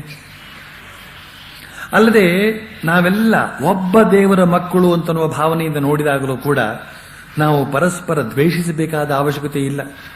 ಹೀಗೆ ನಾವು ಆತ್ಮಬುದ್ಧಿಯಿಂದ ನೋಡಿದ್ರೂ ದ್ವೇಷಿಸುವುದಕ್ಕೆ ಕಾರಣವಿಲ್ಲ, ಭಗವದ್ ಬುದ್ಧಿಯಿಂದ ನೋಡಿದ್ರೂ ಕೂಡ ದ್ವೇಷಕ್ಕೆ ಅವಕಾಶವಿಲ್ಲ. ಭಕ್ತನಾದವನು ಪ್ರತಿಯೊಂದು ಪ್ರಾಣಿಯನ್ನು ಕೂಡ ತಾನು ಪ್ರೀತಿಸುವ ಭಗವಂತನ ಸಂತಾನ ಅಂತ ಭಾವಿಸಿ ದ್ವೇಷಿಸೋದಿಲ್ಲ. ಆದ್ದರಿಂದ ಇಂತಹ ದ್ವೇಷರಹಿತನಾದ ಭಕ್ತ ಭಗವಂತನಿಗೆ ಪ್ರಿಯ. ಇನ್ನು ಮೈತ್ರಿ ಅಂದರೆ ಸ್ನೇಹ. ನಾವು ಮಾನವ ಬಾಂಧವರನ್ನ ದ್ವೇಷಿಸಬಾರದಷ್ಟೇ ಅಲ್ಲ, ಸ್ನೇಹದಿಂದಲೂ ಇರಬೇಕು. ಈ ಮೈತ್ರಿ ಮನೋಭಾವ ಅನ್ನೋದು ನಮ್ಮ ಆಧ್ಯಾತ್ಮಿಕ ಉನ್ನತಿಯನ್ನು ಸೂಚಿಸುತ್ತೆ. ಶ್ರೀಮಾತೆ ಶಾರದಾ ದೇವಿಯವರು ಹೇಳ್ತಾರೆ, ಇಡೀ ವಿಶ್ವವನ್ನೇ ನಿನ್ನದನ್ನಾಗಿಸಿಕೊಳ್ಳೋದಕ್ಕೆ ಕಲಿತ್ಕೋ ಅಂತ. ನಾವು ಮಾನವ ಬಂಧುಗಳೊಂದಿಗೆ ಮೈತ್ರಿಯಿಂದ ಇರುವುದು ಅಂತಂದ್ರೆ ಪರೋಕ್ಷವಾಗಿ ಭಗವಂತನೊಂದಿಗೆ ಮೈತ್ರಿಯಿಂದ ಇದ್ದಂತೆ. ಆದ್ರಿಂದ ಮೈತ್ರಿಯಿಂದ ಇರುವಂತಹ ಭಕ್ತ ಭಗವಂತನಿಗೆ ಪ್ರಿಯ. ಇನ್ನು ಕರುಣೆ, ಭಕ್ತನಾದವನ ಹೃದಯ ಕರುಣಾಪೂರ್ಣವಾಗಿರಬೇಕು ಅಂತ ಬಯಸ್ತಾನೆ ಭಗವಂತ. ಕರುಣೆ, ಅನುಕಂಪೆ, ದಯೆ ಇವೆಲ್ಲ ಪರ್ಯಾಯ ಪದಗಳು, ಒಂದೇ ಅರ್ಥ ಕೊಡುವ ಹಲವು ಪದಗಳು. ಈ ಕರುಣೆ ಅಂತ ಹೇಳ್ತಕ್ಕಂಥದ್ದು ಭಗವಂತನ ಒಂದು ಪ್ರಧಾನ ಗುಣ. ಹಿಂದೊಮ್ಮೆ ವೇದಾಂತ ದೇಶಿಕರು ಬರೆದಂಥ ದಯಾಶತಕ ಅನ್ನೋದರ ಕುರಿತಾಗಿ ಉಪನ್ಯಾಸ ಮಾಡಿದ್ದೆ. ಶ್ರೀನಿವಾಸನ ದಯೆ. ಶ್ರೀನಿವಾಸನಲ್ಲಿ ಎಷ್ಟೇ ಹಣ ಇರಬಹುದು, ಎಷ್ಟೇ ಗುಣ ಇರಬಹುದು, ಅವನಲ್ಲಿ ದಯೆ ಅಂತ ಹೇಳ್ತಕ್ಕಂಥದ್ದಿಲ್ಲದೆ ಹೋದ್ರೆ ಈ ಜನ ಅಷ್ಟು ಕಷ್ಟಪಟ್ಟುಕೊಂಡು ಆ ಬೆಟ್ಟ ಹತ್ತಾ ಇರಲಿಲ್ಲ. ಆ ದಯೆ ಇಲ್ಲದೆ ಹೋಯ್ತು ಅಂತ ಹೇಳಿದ್ರೆ ಅವನಲ್ಲಿ ಎಷ್ಟೇ ಸದ್ಗುಣಗಳಿದ್ರೂ ಕೂಡ ಅವುಗಳಿಗೆ ಬೆಲೆ ಬರುವುದಿಲ್ಲ ಅಂತ ಆ ದಯಾಶತಕದ ಧಾಟಿ. ಭಗವಂತ ಸರ್ವಶಕ್ತ, ಸರ್ವಜ್ಞ, ಸರ್ವವ್ಯಾಪಿ. ಅಷ್ಟೇ ಅಲ್ಲ, ಅವನು ಪರಮ ಕರುಣಾಮಯ. ಈ 4 ಗುಣಗಳಲ್ಲಿ ಅವನ ಕರುಣೆಗೆ ಪ್ರಧಾನ ಸ್ಥಾನವನ್ನು ಕೊಡಬೇಕಾಗುತ್ತೆ. ಯಾಕೆಂದ್ರೆ ಈ ಜಗತ್ತಿನಲ್ಲಿ ಎಷ್ಟೋ ಜನರು ಬಗೆಬಗೆಯ ದುಷ್ಟ ಕೃತ್ಯಗಳನ್ನು ಮಾಡ್ತಾ ಇದ್ರೂ ಕೂಡ, ಬಗೆಬಗೆಯ ಹೇಯ ಕೃತ್ಯಗಳನ್ನು ಮಾಡ್ತಾ ಇದ್ರೂ ಕೂಡ ಅಂತಹ ಜನರಿಗೂ ಭಗವಂತ ಕಾಲಕಾಲಕ್ಕೆ ಅನ್ನಾಹಾರಗಳನ್ನು ಒದಗಿಸಿ ಕೊಡ್ತಾ ಇದ್ದಾನಲ್ಲ. ಅಂಥವರ ಮನೆಯ ಮಾವಿನ ತೋಟದಲ್ಲಿ ಮಾವಿನ ಹಣ್ಣು ಬಿಡುವ ಹಾಗೆ ಮಾಡ್ತಾನಲ್ಲ. ಅಂಥವರ ಹೊಲದಲ್ಲೂ ಗೋಧಿ ಜೋಳ ಬೆಳೆಯುವ ಹಾಗೆ ಮಾಡ್ತಾನಲ್ಲ. ಇದಕ್ಕೆ ಭಗವಂತನ ಕರುಣೆಯೇ ಕಾರಣವಲ್ಲದೆ ಮತ್ತೇನು? ದೇವಿ ಸ್ತುತಿಯಲ್ಲಿ ಯಾವ ದೇವಿಯೂ ಸರ್ವ ಜೀವರಲ್ಲೂ ದಯಾರೂಪದಿಂದ ಇದ್ದಾಳೋ ಅಂತಹ ದೇವಿಗೆ ನಮಸ್ಕಾರ, ನಮಸ್ಕಾರ, ಮತ್ತೆ ಮತ್ತೆ ನಮಸ್ಕಾರ ಅಂತ ಹೇಳಲಾಗಿದೆ. ಯಾ ದೇವಿ ಸರ್ವಭೂತೇಷು ದಯಾರೂಪೇಣ ಸಂಸ್ಥಿತ ನಮಸ್ತಸ್ಯೈ ನಮಸ್ತಸ್ಯೈ ನಮಸ್ತಸ್ಯೈ ನಮೋ ನಮಃ ಅಂತ. ದಯೆಯೇ ಧರ್ಮದ ಮೂಲ ಅಂತ ಪರಿಗಣಿಸಲಾಗಿದೆ. ಪುರಂದರದಾಸರು ಶ್ರೀಕೃಷ್ಣನನ್ನ ಪ್ರೀತಿಯ ಕೋಪದಿಂದ ದೂರ್ತಾರೆ. ನಿನಗೆಷ್ಟು ಕರುಣೆ ಇದೆ ಮಹಾ, ನೀನೇನೋ ಹೇಳ್ತೀನಿ ನಮ್ಮಲ್ಲೆಲ್ಲ ಕರುಣೆ ಇರಬೇಕು ಅಂತ, ಆದ್ರೆ ನಿನ್ನಲ್ಲಿ ಕರುಣೆ ಇದ್ದದ್ದು ಏನಿದೆ ಮಹಾ. ಕರುಣಾಕರ ನೀನೆಂಬುವುದೇ ತಕ್ಕು ಭರವಸೆ ಇಲ್ಲೆ ನಗೆ.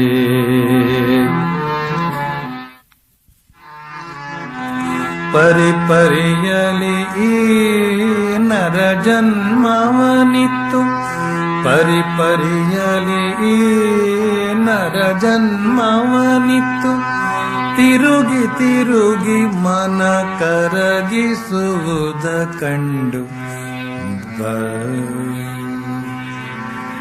ಭರವಸೆಯಿಲ್ಲೆ ನಗೆ, ಭರವಸೆಯಿಲ್ಲೆ ನಗೆ. ಕರಿಧ್ರುವ ಬಲಿ ಪಾಂಚಾಲಿ ಅಹಲ್ಯೆಯ, ಕರಿಧ್ರುವ ಬಲಿ ಪಾಂಚಾಲಿ ಅಹಲ್ಯೆಯ, ಪೊರೆದವನೇನಂತೆ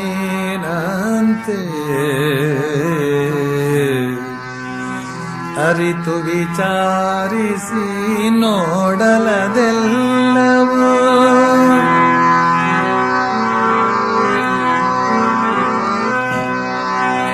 ಅರಿತು ವಿಚಾರಿಸಿ ನೋಡಲದೆಲ್ಲವೂ, ಪರಿಪರಿ ಕಂತೆಗಳಂತಿವೆ ಕೃಷ್ಣ, ಭರವಸೆಯಿಲ್ಲೆ ನಗೆ. ಕರುಣಾಕರ ನೀನೆಂಬುವುದೇ ತಕ್ಕು ಭರವಸೆಯಿಲ್ಲೆ ನಗೆ, ಭರವಸೆಯಿಲ್ಲೆ ನಗೆ, ಭರವಸೆಯಿಲ್ಲೆ ನಗೆ. ಹೇ ಕೃಷ್ಣ, ಪುರಾಣ ಇತಿಹಾಸಗಳಲ್ಲೇನೋ ಬರೆದಿದೆ, ಕರಿ ಆನೆ, ಧ್ರುವ, ಬಲಿ, ಪಾಂಚಾಲಿ, ಅಹಲ್ಯೆ ಇವರನ್ನೆಲ್ಲ ನೀನು ಕರುಣೆಯಿಂದ ರಕ್ಷಣೆ ಮಾಡಿದೆ ಅಂತ. ನಾನೂ ಕೂಡ ನನ್ನ ಕಷ್ಟ ಕಾಲದಲ್ಲಿ ಹಾಗೆಯೇ ನಿನ್ನ ದಯೆ ಹರಿದು ಬರಬಹುದೇನೋ ಅಂತ ನಿರೀಕ್ಷಿಸ್ತಾ ಕುಳಿತಿದ್ದೆ, ಆದರೆ ಬರಲೇ ಇಲ್ಲ.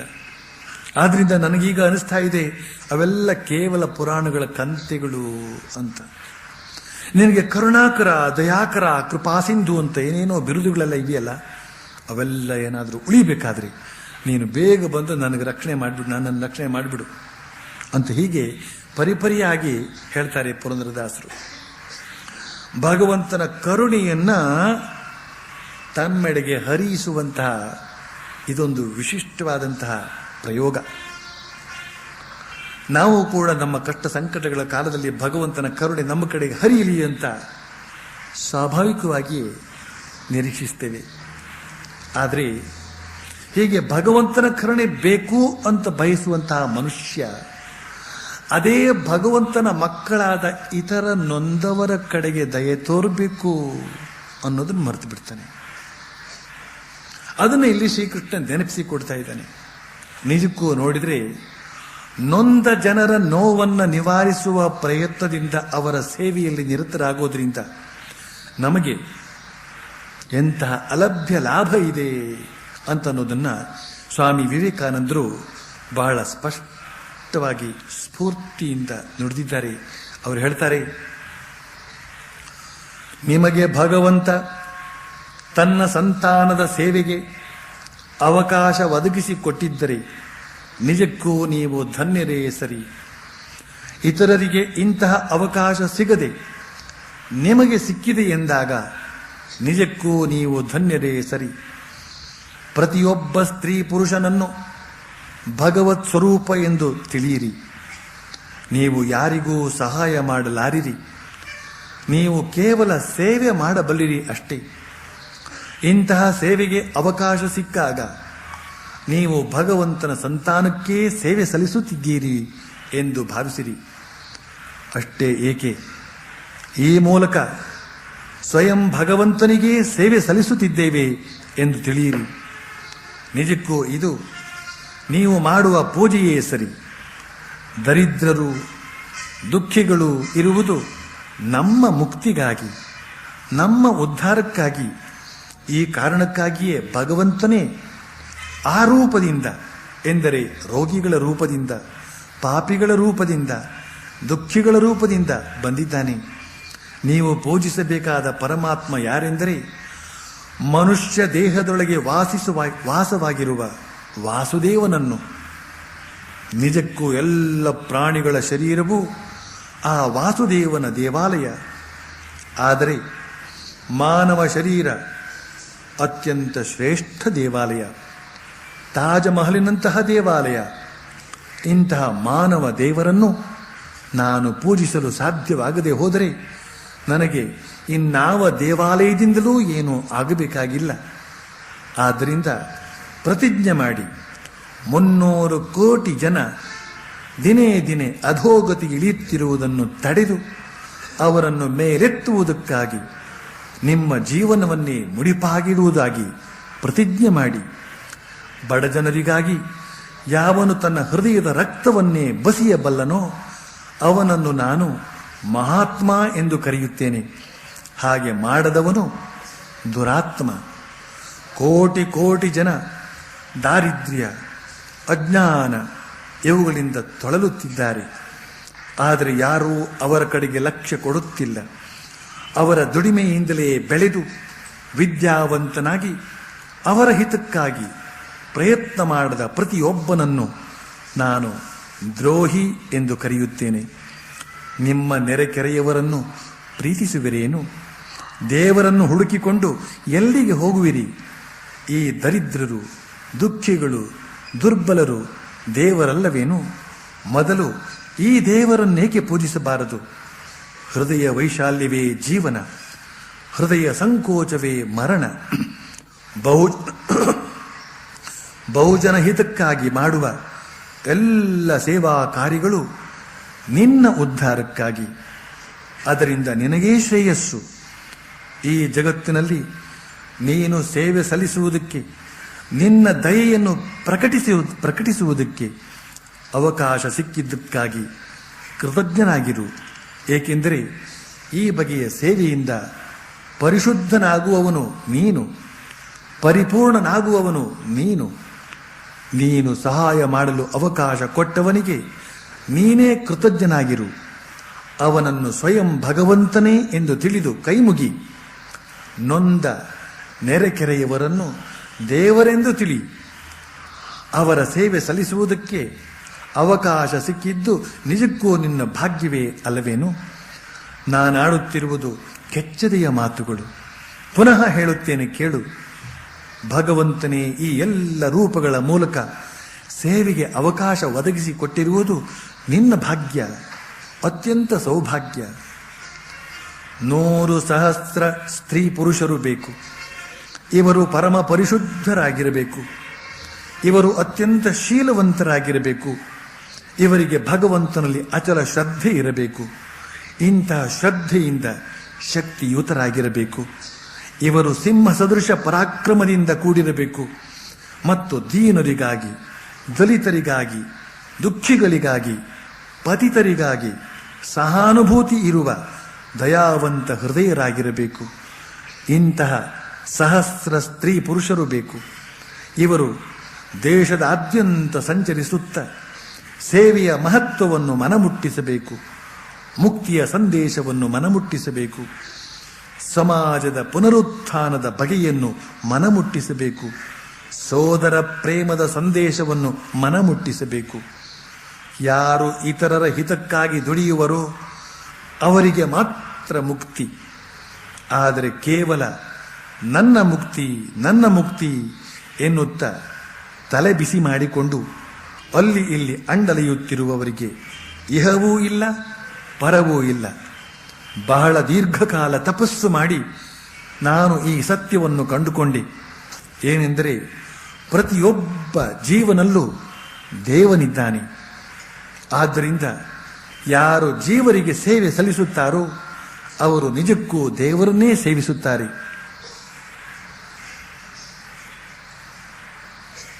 ಇವೆಲ್ಲ ಕರುಣಾಪೂರ್ಣ ಹೃದಯಿಗಳಾದಂತಹ ಸ್ವಾಮಿ ವಿವೇಕಾನಂದರ ನುಡಿಗಳು. ವೀರ ಸನ್ಯಾಸಿ ವಿವೇಕಾನಂದ, ವಿಶ್ವವಿಜೇತ ವಿವೇಕಾನಂದ, ವಿಶ್ವಮಾನವ ವಿವೇಕಾನಂದ ಇವುಗಳನ್ನು ಅಧ್ಯಯನ ಮಾಡಿದಾಗ ಸ್ವಾಮಿ ವಿವೇಕಾನಂದರ ಅದ್ಭುತವಾದಂತಹ ಆಧ್ಯಾತ್ಮಿಕ ಶಕ್ತಿ ಅದರ ಪರಿಚಯ ಆಗುವುದರೊಂದಿಗೆ ಅವರ ಅನಂತ ಕರುಣೆ ಅದು ನಮ್ಮ ಗಮನಕ್ಕೆ ಬರುತ್ತೆ. ಕೆಲವು ವಿಷಯಗಳನ್ನು ನಿಮ್ಮ ಮುಂದಿಟ್ಟೆ ಇಲ್ಲಿ. ಇನ್ನೂ ಅದ್ಭುತವಾದಂತಹ ಅವರ ಹೃದಯದ ರೋದನ, ಆ ಬ್ರಹ್ಮಜ್ಞಾನಿಯ ದಿವ್ಯ ರೋದನ, ಅದನ್ನೆಲ್ಲ ನಾವು ಕಾಣಬಹುದಾಗುತ್ತೆ. ನಾವಂತೂ ಆ ಬಗೆಯ ರೋದನವನ್ನು ರೋಧಿಸಿಲ್ಲ. ಆದರೆ ಆ ರೀತಿಯಲ್ಲಿ ರೋಧಿಸಿದಂಥ ಆ ದಿವ್ಯ ಚೇತನದ ಹೃದಯವನ್ನು ಒಮ್ಮೆ ಭಾವಿಸಿ ನೋಡುವುದಕ್ಕಾದರೂ ನಾವು ಆ ಗ್ರಂಥಗಳನ್ನು ಅಧ್ಯಯನ ಮಾಡಬೇಕು.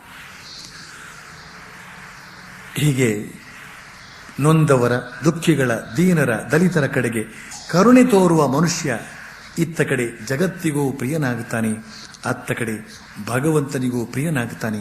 ಆದ್ದರಿಂದಲೇ ಶ್ರೀಕೃಷ್ಣ ಹೇಳ್ತಾನೆ, ಕರುಣೆ ಇರುವ ಭಕ್ತ ನನಗೆ ಪ್ರಿಯ ಅಂತ. ಭಕ್ತನಲ್ಲಿರಬೇಕಾದ ಇನ್ನೊಂದು ಗುಣ ಏನು ಅಂತಂದ್ರೆ ಸುಖ ದುಃಖಗಳಲ್ಲಿ ಸಮಭಾವ. ಜೀವನ ಅಂದ ಮೇಲೆ ಒಂದು ದಿನ ಸುಖ, ಇನ್ನೊಂದು ದಿನ ದುಃಖ. ಹಗಲು ರಾತ್ರಿಗಳಂತೆ ಈ ಸುಖ ದುಃಖಗಳು ಬರುತ್ತಲೇ ಇರುತ್ತವೆ, ಹೋಗುತ್ತಲೇ ಇರುತ್ತವೆ. ಈ ಸುಖ ದುಃಖಗಳು ಒಳ್ಳೆಯವರಿಗೂ ಬರುತ್ತವೆ, ಕೆಟ್ಟವರಿಗೂ ಬರುತ್ತವೆ, ಭಕ್ತರಿಗೂ ಬರುತ್ತವೆ, ಭಕ್ತರಲ್ಲದವರಿಗೂ ಬರುತ್ತವೆ. ಆದರೆ ಭಕ್ತರಲ್ಲದವರು ಸುಖ ಬಂದಾಗ ಹಿಗ್ಗುತ್ತಾರೆ, ದುಃಖ ಬಂದಾಗ ಕೂಗುತ್ತಾರೆ. ಹೀಗೆ ಅವರ ಮನಸ್ಸು ಯಾವಾಗಲೂ ಡೋಲಾಯಮಾನವಾಗಿರುತ್ತೆ. ಇಂತಹ ಡೋಲಾಯಮಾನವಾದ ಮನಸ್ಸಿನವರು ಭಗವಂತನನ್ನು ಸ್ಮರಿಸುವ, ಧ್ಯಾನಿಸುವ ಸಂಭವ ಕಡಿಮೆ ಅಥವಾ ಇಲ್ಲವೇ ಇಲ್ಲ ಅಂದರೂ ತಪ್ಪಿಲ್ಲ. ಆದರೆ ಸ್ಥಿರ ಬುದ್ಧಿಯುಳ್ಳ ಭಕ್ತರು, ಭಗವಂತನಲ್ಲೇ ಭರವಸೆ ಇಟ್ಟಿರುವ ಭಕ್ತರು, ಭಗವಂತನನ್ನೇ ತಮ್ಮ ಜೀವನ ಆಧಾರವನ್ನಾಗಿ ಮಾಡಿಕೊಂಡಿರತಕ್ಕಂಥ ಭಕ್ತರು ಈ ಸುಖ ದುಃಖಗಳನ್ನೆಲ್ಲ ಮನಸ್ಸಿಗೆ ತೆಗೆದುಕೊಳ್ಳೋದೇ ಇಲ್ಲ. ಜೀವನದಲ್ಲಿ ಬರುವ ಸುಖ ದುಃಖಗಳನ್ನೆಲ್ಲ ಭಗವಂತನ ಲೀಲೆ ಅಂತ ಭಾವಿಸಿ ಬಿಡ್ತಾರೆ ಇವರು. ಇನ್ನು ಜ್ಞಾನಿ ಮನೋಭಾವದ ಭಕ್ತರಾದರೆ ಅವರು ಇಡೀ ಜಗತ್ತನ್ನೇ ಒಂದು ಕನಸು ಅಂತ ಭಾವಿಸ್ತಾರೆ. ಒಮ್ಮೆ ದಂಪತಿಗಳಿಬ್ಬರ ಮಗ ಒಬ್ಬ ಕಾಯಿಲೆಯಿಂದ ಸತ್ತು ಹೋಗಿರ್ತಾನೆ. ತಾಯಿ ರೋದನ ಮಾಡ್ತಾಳೆ. ಆದರೆ ಸ್ವಲ್ಪ ಹೊತ್ತಾದ ಮೇಲೆ ನೋಡ್ತಾಳೆ ತನ್ನ ಗಂಡ, ಅಂದ್ರೆ ಹುಡುಗನ ತಂದೆ, ಕಾಲ ಮೇಲೆ ಕಾಲ ಹಾಕಿಕೊಂಡು ಅನ್ಯಮನಸ್ಕನಾಗಿ ಹುಕ್ಕಾ ಸೇರ್ತಾ ಇದ್ದಾನೆ. ಇದನ್ನು ನೋಡಿದಂತಹ ತಾಯಿಗೆ ತುಂಬಾ ಕೋಪ ಬಂತು. ಗಂಡನ ಬಳಿಗೆ ಬಂದು ಅವನ ಹುಕ್ಕಾವನ್ನು ಕೈಯಿಂದ ಕಿತ್ತೆಳೆದು ಹೇಳ್ತಾಳೆ, ನಿಮಗೇನು ಕರುಣೆಗಿರುಣೆ ಚೂರು ಇಲ್ವೇ? ಹುಡುಗ ಸತ್ತು ಬಿದ್ದಿದ್ದಾನೆ, ನೀವು ಚೂರಾದ್ರೂ ಕಣ್ಣೀರು ಸುರಿಸ್ದೆ ಹುಕ್ಕಾ ಸೇರ್ತಾ ಕುಳಿತು ಬಿಟ್ಟಿದಿರಲ್ಲ ಅಂತ ಗದರಿಸ್ತಾಳೆ. ಆಗ ಹುಡುಗನ ತಂದೆ ಹೇಳ್ತಾನೆ, ನೋಡು, ನಾನು ನಿನ್ನೆ ರಾತ್ರಿ ಒಂದು ಕನಸು ಕಂಡೆ. ಅದರಲ್ಲಿ ನಾನು ರಾಜ ಆಗಿದ್ದೆ, ನೀನು ನಾನು ರಾಣಿಯಾಗಿದ್ದೆ. ನಮ್ಗೆ 7 ಜನ ರಾಜಕುಮಾರರಿದ್ರು. ಇನ್ನು ರಾಜ್ಯ, ಕೋಶ, ಸೇನೆ ಎಲ್ಲವೂ ಒಳ್ಳೆ ವೈಭವವಾಗಿತ್ತು. ಆದ್ರೆ ಈಗ ನೋಡ್ತೇನೆ ಅವು ಯಾವೂ ಇಲ್ಲ. ಆದ್ರಿಂದ ನಾನೀಗ ಯೋಚಿಸ್ತಾ ಇದ್ದೇನೆ, ಆ ರಾಜ್ಯ, ಕೋಶ ಹಾಗೂ 7 ಜನ ರಾಜಕುಮಾರರು ಅವರಿಗಾಗಿ ಅಳ್ಳೆ ಅಥವಾ ಈ ಒಬ್ಬ ಮಗನಿಗಾಗಿ ಅಳ್ಳೆ ಅಂತ. ಈ ಕಥೆಯ ಸಾರಾಂಶ ನಿಮಗೆ ಈಗಾಗಲೇ ತಿಳಿದಿರಬೇಕು. ಈ ಜಗತ್ತು ಕೂಡ ಆ ಮನುಷ್ಯನ ಕನಸಿನಷ್ಟೇ ಸತ್ಯ. ಆದ್ರಿಂದ ಈ ಜಗತ್ತಿನಲ್ಲಿ ನಡೆಯತಕ್ಕಂಥ ಆಗು ಹೋಗುಗಳೆಲ್ಲವೂ ಕೂಡ ಆ ಕನಸಿನಷ್ಟೇ ಸತ್ಯ. ಇದನ್ನು ಗಮನಿಸಿದಂತಹ ಭಕ್ತ ನಿತ್ಯನಾದ ಭಗವಂತನನ್ನ ಮಾತ್ರ ನೆಚ್ಚಿಕೊಂಡು ಜಗತ್ತಿನ ಸುಖ ದುಃಖಗಳನ್ನು ಸಮಭಾವದಿಂದ ಕಾಣುತ್ತಾ ಸುಮ್ಮನಿರ್ತಾನೆ. ನಿಜಕ್ಕೂ ನಾವು ಇಲ್ಲಿನ ಆಗು ಹೋಗುಗಳನ್ನು ಕಂಡು ಸುಖ ಪಡುವುದೇ ಆಗಲಿ, ದುಃಖ ಪಡುವುದೇ ಆಗಲಿ ನಮ್ಮ ಮೋಹ ಬುದ್ಧಿಯ ಪರಿಣಾಮ. ಮೋಹ ಆವರಿಸಿಕೊಂಡಂತಹ ಮನಸ್ಸಿಗೆ ಸತ್ಯ ಅಸತ್ಯಗಳ ಹಾಗೂ ನಿತ್ಯ ಅನಿತ್ಯಗಳ ವಿವೇಕ ಇರೋದಿಲ್ಲ. ಭಗವಾನ್ ಬುದ್ಧನ ಕಾಲದಲ್ಲಿ ನಡೆದಂತಹ ಒಂದು ಘಟನೆಯನ್ನು ಹೇಳ್ತೇನೆ. ಒಮ್ಮೆ ಕಿಸಾ ಗೋತ್ಮಿ ಎಂಬೊಬ್ಬಳು ಮಹಿಳೆ ತನ್ನ ಒಬ್ಬನೇ ಒಬ್ಬ ಮಗನನ್ನು ಕಳೆದುಕೊಂಡು ಹುಚ್ಚಿಯಂತಾಗಿ ಬಿಟ್ಟಿದ್ದಾಳೆ. ಸತ್ತ ಮಗನ ಶವವನ್ನು ದಹನ ಮಾಡೋದಕ್ಕೆ ಅವಳಿಂದ ಸಾಧ್ಯವಾಗ್ತಾ ಇಲ್ಲ. ಅವನನ್ನು ಬದುಕಿಸಿಕೊಳ್ಳಬೇಕು ಅಂತ ಹೇಳ್ತಕ್ಕಂಥದ್ದೇ ಅವಳ ಹಂಬಲ. ಅವಳಿಗೆ ಭಗವಾನ್ ಬುದ್ಧನ ನೆನಪಾಗಿ ತನ್ನ ಮಗನ ಶವವನ್ನು ಹೆಗಲ ಮೇಲೆ ಹೊತ್ತುಕೊಂಡು ಬುದ್ಧನ ಬಳಿಗೆ ಓಡ್ತಾಳೆ. ಬುದ್ಧನ ಪಾದಗಳ ಮೇಲೆ ಬಿದ್ದು ಮಗನನ್ನು ಮಲಗಿಸಿ ಹೇಳ್ತಾಳೆ, ಭಗವಂತ ನನ್ನ ಮಗನನ್ನು ಬದುಕಿಸಿಕೊಡು ಅಂತ. ಬುದ್ಧ ಗಂಭೀರವದನಾಗಿ ನೋಡ್ತಾನೆ. ಅವಳ ಮನಸ್ಸು ಶೋಕದಿಂದ ವಿಹ್ವಲವಾಗಿದೆ, ದುಃಖದ ಬರವನ್ನು ತಡೆಯಲಾರದವಳಾಗಿದ್ದಾಳೆ. ಈಗ ಅವಳಿಗೆ ಯಾವ ಉಪದೇಶ ಮಾಡಿದರೂ ಅದು ಅವಳಿಗೆ ತಗಲು ಹಾಗಿಲ್ಲ, ಹತ್ತು ಹಾಗಿಲ್ಲ. ಆದ್ರಿಂದ ಭಗವಾನ್ ಬುದ್ಧ ಗಂಭೀರವಾಗಿ ಆಕೆಗೆ ಹೇಳ್ತಾನೆ, ನೋಡವ್ವ, ಒಂದೇ ಒಂದು ಹಿಡಿ ಸಾಸಿವೆ ಕಾಳನ್ನು ತಂದುಕೊಡು, ನಾನು ನಿನ್ನ ಮಗನನ್ನು ಬದುಕಿಸಿ ಕೊಡ್ತೇನೆ ಅಂತ. ಇದನ್ನು ಕೇಳಿ ಆಕೆಗೆ ಬಹಳ ಬಹಳ ಆನಂದವಾಯಿತು. ಕೊನೆಗೂ ತನ್ನ ಮಗ ಬದುಕ್ತಾನೆ ಅಂತಾಯ್ತಲ್ಲ ಅಂತನ್ನುವ ಆನಂದದಿಂದ ಸಾಸಿವೆಯನ್ನು ಈ ತಕ್ಷಣವೇ ತರ್ತೇನೆ ತಂದೆ ಅಂತ ಓಡ್ತಾಳೆ. ಆದರೆ ಬುದ್ಧ ಅವಳನ್ನು ತಡೆದು ಮತ್ತೆ ಹೇಳ್ತಾನೆ, ಆದರೆ ನೋಡುವ, ಸಾಸಿವೆಯನ್ನು ತರಬೇಕು ಅನ್ನೋದೇನೋ ನಿಜ, ಆದರೆ ಅದು ಸಾವು ಕಾಣದ ಮನೆಯ ಸಾಸಿವೆ ಆಗಿರಬೇಕು ಅಷ್ಟೇ ಅಂತ. ಅದಕ್ಕೆ ಆಕೆ ಹೇಳ್ತಾಳೆ, ಓಹೋ ಆಗ್ಲಿ ತಂದೆ, ಸಾವಿಲ್ಲದ ಮನೆಯ ಸಾಸಿವೆಯನ್ನೇ ತಂದು ಕೊಡ್ತೇನೆ ಅಂತ. ಆದರೆ ಆನಂದದ ಭರದಲ್ಲಿರತಕ್ಕಂಥ ಆಕೆಗೆ ಸಾವಿಲ್ಲದ ಮನೆಯೊಂದು ಇರೋದಕ್ಕೂ ಸಾಧ್ಯವೇ ಅಂತ ಯೋಚಿಸೋದಕ್ಕೂ ತಾಳ್ಮೆ ಇರಲಿಲ್ಲ. ಓಡ್ತಾಳೆ, ಒಂದು ಮನೆಗೆ ಹೋಗಿ ಸಾಸಿವೆ ಕೇಳ್ತಾಳೆ. ಮನೆಯಾಕೆ ಒಂದು ಹಿಡಿ ಸಾಸಿವೆಯನ್ನು ತಂದು ಕೊಡ್ತಾಳೆ. ಆಗ ಕಿಸಾ ಗೌತಮಿ ಮನೆಯಾಕೆಯನ್ನು ಕೇಳ್ತಾಳೆ, ಅವ್ವ, ನಿಮ್ಮ ಮನೆಯಲ್ಲಿ ಇದುವರೆಗೂ ಯಾರೂ ಸತ್ತಿಲ್ಲ ತಾನೇ? ಯಾಕೆಂದ್ರೆ ನನಗೆ ಸಾವಿಲ್ಲದ ಮನೆಯ ಸಾಸಿವೆ ಬೇಕಾಗಿದೆ ಅಂತ. ಆಗ ಮನೆಯಾಕೆ ಇಲ್ಲಿಯವರೆಗೆ ತಮ್ಮ ಮನೆಯಲ್ಲಿ ಯಾರ್ಯಾರು ಸತ್ರು ಅಂತ ಹೇಳ್ತಕ್ಕಂಥ ಪಟ್ಟಿಯನ್ನೇ ಮುಂದಿಡುತ್ತಾಳೆ. ಕಿಸಾ ಗೌತಮಿಗೆ ಬಹಳ ನಿರಾಶೆಯಾಗತ್ತೆ. ಹೀಗೆ ಅವಳು ಹಲವಾರು ಮನೆಗಳಿಗೆ ಹೋಗಿ ಕೇಳ್ತಾಳೆ. ಎಲ್ಲರ ಮನೆಯಲ್ಲೂ ಸಾವುಗಳಾಗಿವೆ. ಹೀಗೆ ಹಲವಾರು ಮನೆಗಳ ಹಲವಾರು ಸಾವುಗಳ ವಿಷಯವನ್ನು ಕೇಳಿ ಕೇಳಿ ಕೇಳಿ ಅವಳಿಗೆ ಈಗ ಜ್ಞಾನೋದಯವಾಗಿ ಬಿಟ್ಟಿದೆ. ತನ್ನ ಮಗ ಸತ್ತದ್ರಲ್ಲಿ ಆಶ್ಚರ್ಯವೇನೂ ಇಲ್ಲ ಅಂತ. ಸಾವು ನೋವು ಸಹಜ ಅಂತ ಹೇಳ್ತಕ್ಕಂಥ ಜ್ಞಾನ ಉಂಟಾಗಿದೆ ಅವಳಿಗೆ. ಈಗ ಅವಳು ನೆಟ್ಟಿಗೆ ಬುದ್ಧನ ಬಳಿಗೆ ಹಿಂತಿರುಗುತ್ತಾಳೆ. ಅವಳ ಮುಖದಲ್ಲಿ ಈಗ ದುಃಖದ ಛಾಯೆಯೇ ಇಲ್ಲ, ಸಮಾಧಾನದ ಮುದ್ರೆ ಒತ್ತಿದೆ. ಅವಳು ಬಂದು ಬುದ್ಧನ ಪಾದಗಳಲ್ಲಿ ಶಿರಬಿಟ್ಟು ಶರಣಾಗುತ್ತಾಳೆ. ಸುಖ ದುಃಖಗಳ ಅನಿವಾರ್ಯತೆಯನ್ನು ತಿಳಿದು ಮೇಲೆ ಹೇಳ್ತಾಳೆ. ಇದನ್ನೇ ಶ್ರೀಕೃಷ್ಣ 2ನೇ ಅಧ್ಯಾಯದಲ್ಲಿ ಹೇಳಿದ್ದಾನೆ. ಮಾತ್ರ ಸ್ಪರ್ಶಾಸ್ತು ಕೌಂತೆಯ ಶೀತೋಷ್ಣ ಸುಖ ದುಃಖದಾಹ ಆಗಮಾಪಾಯಿನೋ ಅನಿತ್ಯಾಸ್ತಾಂ ಸ್ಥಿತಿಕ್ಷಸ್ವ ಭಾರತ. ಈ ಸುಖ ದುಃಖಗಳು ಬರುವಂಥವುಗಳು ಮತ್ತು ಹೋಗುವಂಥವುಗಳು, ಆದ್ರಿಂದ ಅವುಗಳನ್ನು ಸಹಿಸಿಕೋ ಅಂತ ಹೇಳ್ತಾನೆ ಶ್ರೀಕೃಷ್ಣ. ನಿಜಕ್ಕೂ ಒಂದು ದೃಷ್ಟಿಯಿಂದ ನೋಡಿದ್ರೆ ಸುಖ ದುಃಖಗಳನ್ನು ಅನುಭವಿಸುವ ಉಪಕರಣದಂತಿರುವಂಥ ಈ ನಮ್ಮ ಶರೀರ ಮನಸ್ಸು ಇದೆಯಲ್ಲ, ಇವುಗಳು ಕೂಡ ಬರುವಂಥವುಗಳು ಮತ್ತು ಹೋಗುವಂಥವುಗಳು. ಆದ್ರಿಂದ ಆಗಾಗ ಬಂದು ಹೋಗತಕ್ಕಂಥ ಈ ಸುಖ ದುಃಖಗಳ ವಿಷಯದಲ್ಲಿ ಆಸಕ್ತನಾಗದೆ, ಅಲ್ಲಿ ನಿಲ್ಲದೆ ಕೇವಲ ಭಗವಂತನ ಆನಂದಕರ ರೂಪ ಹಾಗೂ ಮಂಗಳಕರ ಗುಣಗಳ ಮೇಲೆ ಮನಸ್ಸಿಡ್ತಾನೆ ನಿಜವಾದ ಭಕ್ತ. ಆದ್ರಿಂದ ಸುಖ ದುಃಖಗಳಲ್ಲಿ ಸಮಭಾವ ತಾಳತಕ್ಕಂತಹ ಭಕ್ತ ಭಗವಂತನಿಗೆ ಪ್ರಿಯ. ಇನ್ನು ಕ್ಷಮಾಗುಣ, ಕ್ಷಮಾಶೀಲತೆ. ಕ್ಷಮೆ ಅಂತಂದ್ರೇನು? ಇತರರು ನಮ್ಮನ್ನ ಬೈದಾಗ, ಹೊಡೆದಾಗ, ನಿಂದಿಸಿದಾಗ ಪ್ರತಿಕ್ರಿಯೆ ತೋರದೆ ಪ್ರತಿಯಾಗಿ ಅವರಿಗೆ ಒಳ್ಳೆಯದಾಗಲಿ ಅಂತಲೇ ಹಾರೈಸುವುದೇ ಕ್ಷಮೆ. ಸಹನಂ ಸರ್ವದುಃಖಾನಾಂ ಅಪ್ರತೀಕಾರ ಪೂರ್ವಕಂ ಚಿಂತಾ ವಿಲಾಪ ರಹಿತಂ ಸಾ ತಿತಿಕ್ಷಾ ನಿಗದ್ಯತೆ. ಶ್ರೀಮಾತೆ ಶಾರದಾದೇವಿಯವರ ಜೀವನ ಚರಿತ್ರೆಯನ್ನು ಆಮೂಲಾಗಿ ಓದಬೇಕು. ಈ ಕ್ಷಮಾಗುಣಕ್ಕೆ ಒಂದು ಪರಿಪೂರ್ಣ ಆದರ್ಶ ನಮಗಿಂದು ಕಾಣಸಿಗೋದು ಅವರ ಜೀವನದಲ್ಲಿ ಮಾತ್ರವೇ. ಕ್ಷಮೆಯೇ ಮೈದಳೆದು ಬಂದಂತಿದ್ದಾರೆ ಶ್ರೀಮಾತೆ ಶಾರದಾದೇವಿಯವರು. ಭಗವಾನ್ ಬುದ್ಧನು ಕೂಡ ಈ ಕ್ಷಮಾಗುಣವನ್ನು ತನ್ನ ಜೀವನದಲ್ಲಿ ಪ್ರಕಟಪಡಿಸಿದ್ದಾನೆ. ಒಮ್ಮೆ ಒಬ್ಬ ಬ್ರಾಹ್ಮಣ ಬಂದು ಬುದ್ಧನನ್ನು ಚೆನ್ನಾಗಿ ಬೈತಾನೆ. ಆಗ ಬುದ್ಧ ಏನು ಮಾಡಬಹುದಾಗಿತ್ತು? ಕೇವಲ ತನ್ನ ತಪಶಕ್ತಿಯಿಂದ ಅವನನ್ನು ಸುಟ್ಟು ಭಸ್ಮ ಮಾಡಿಬಿಡ್ಬೋದಾಗಿತ್ತು.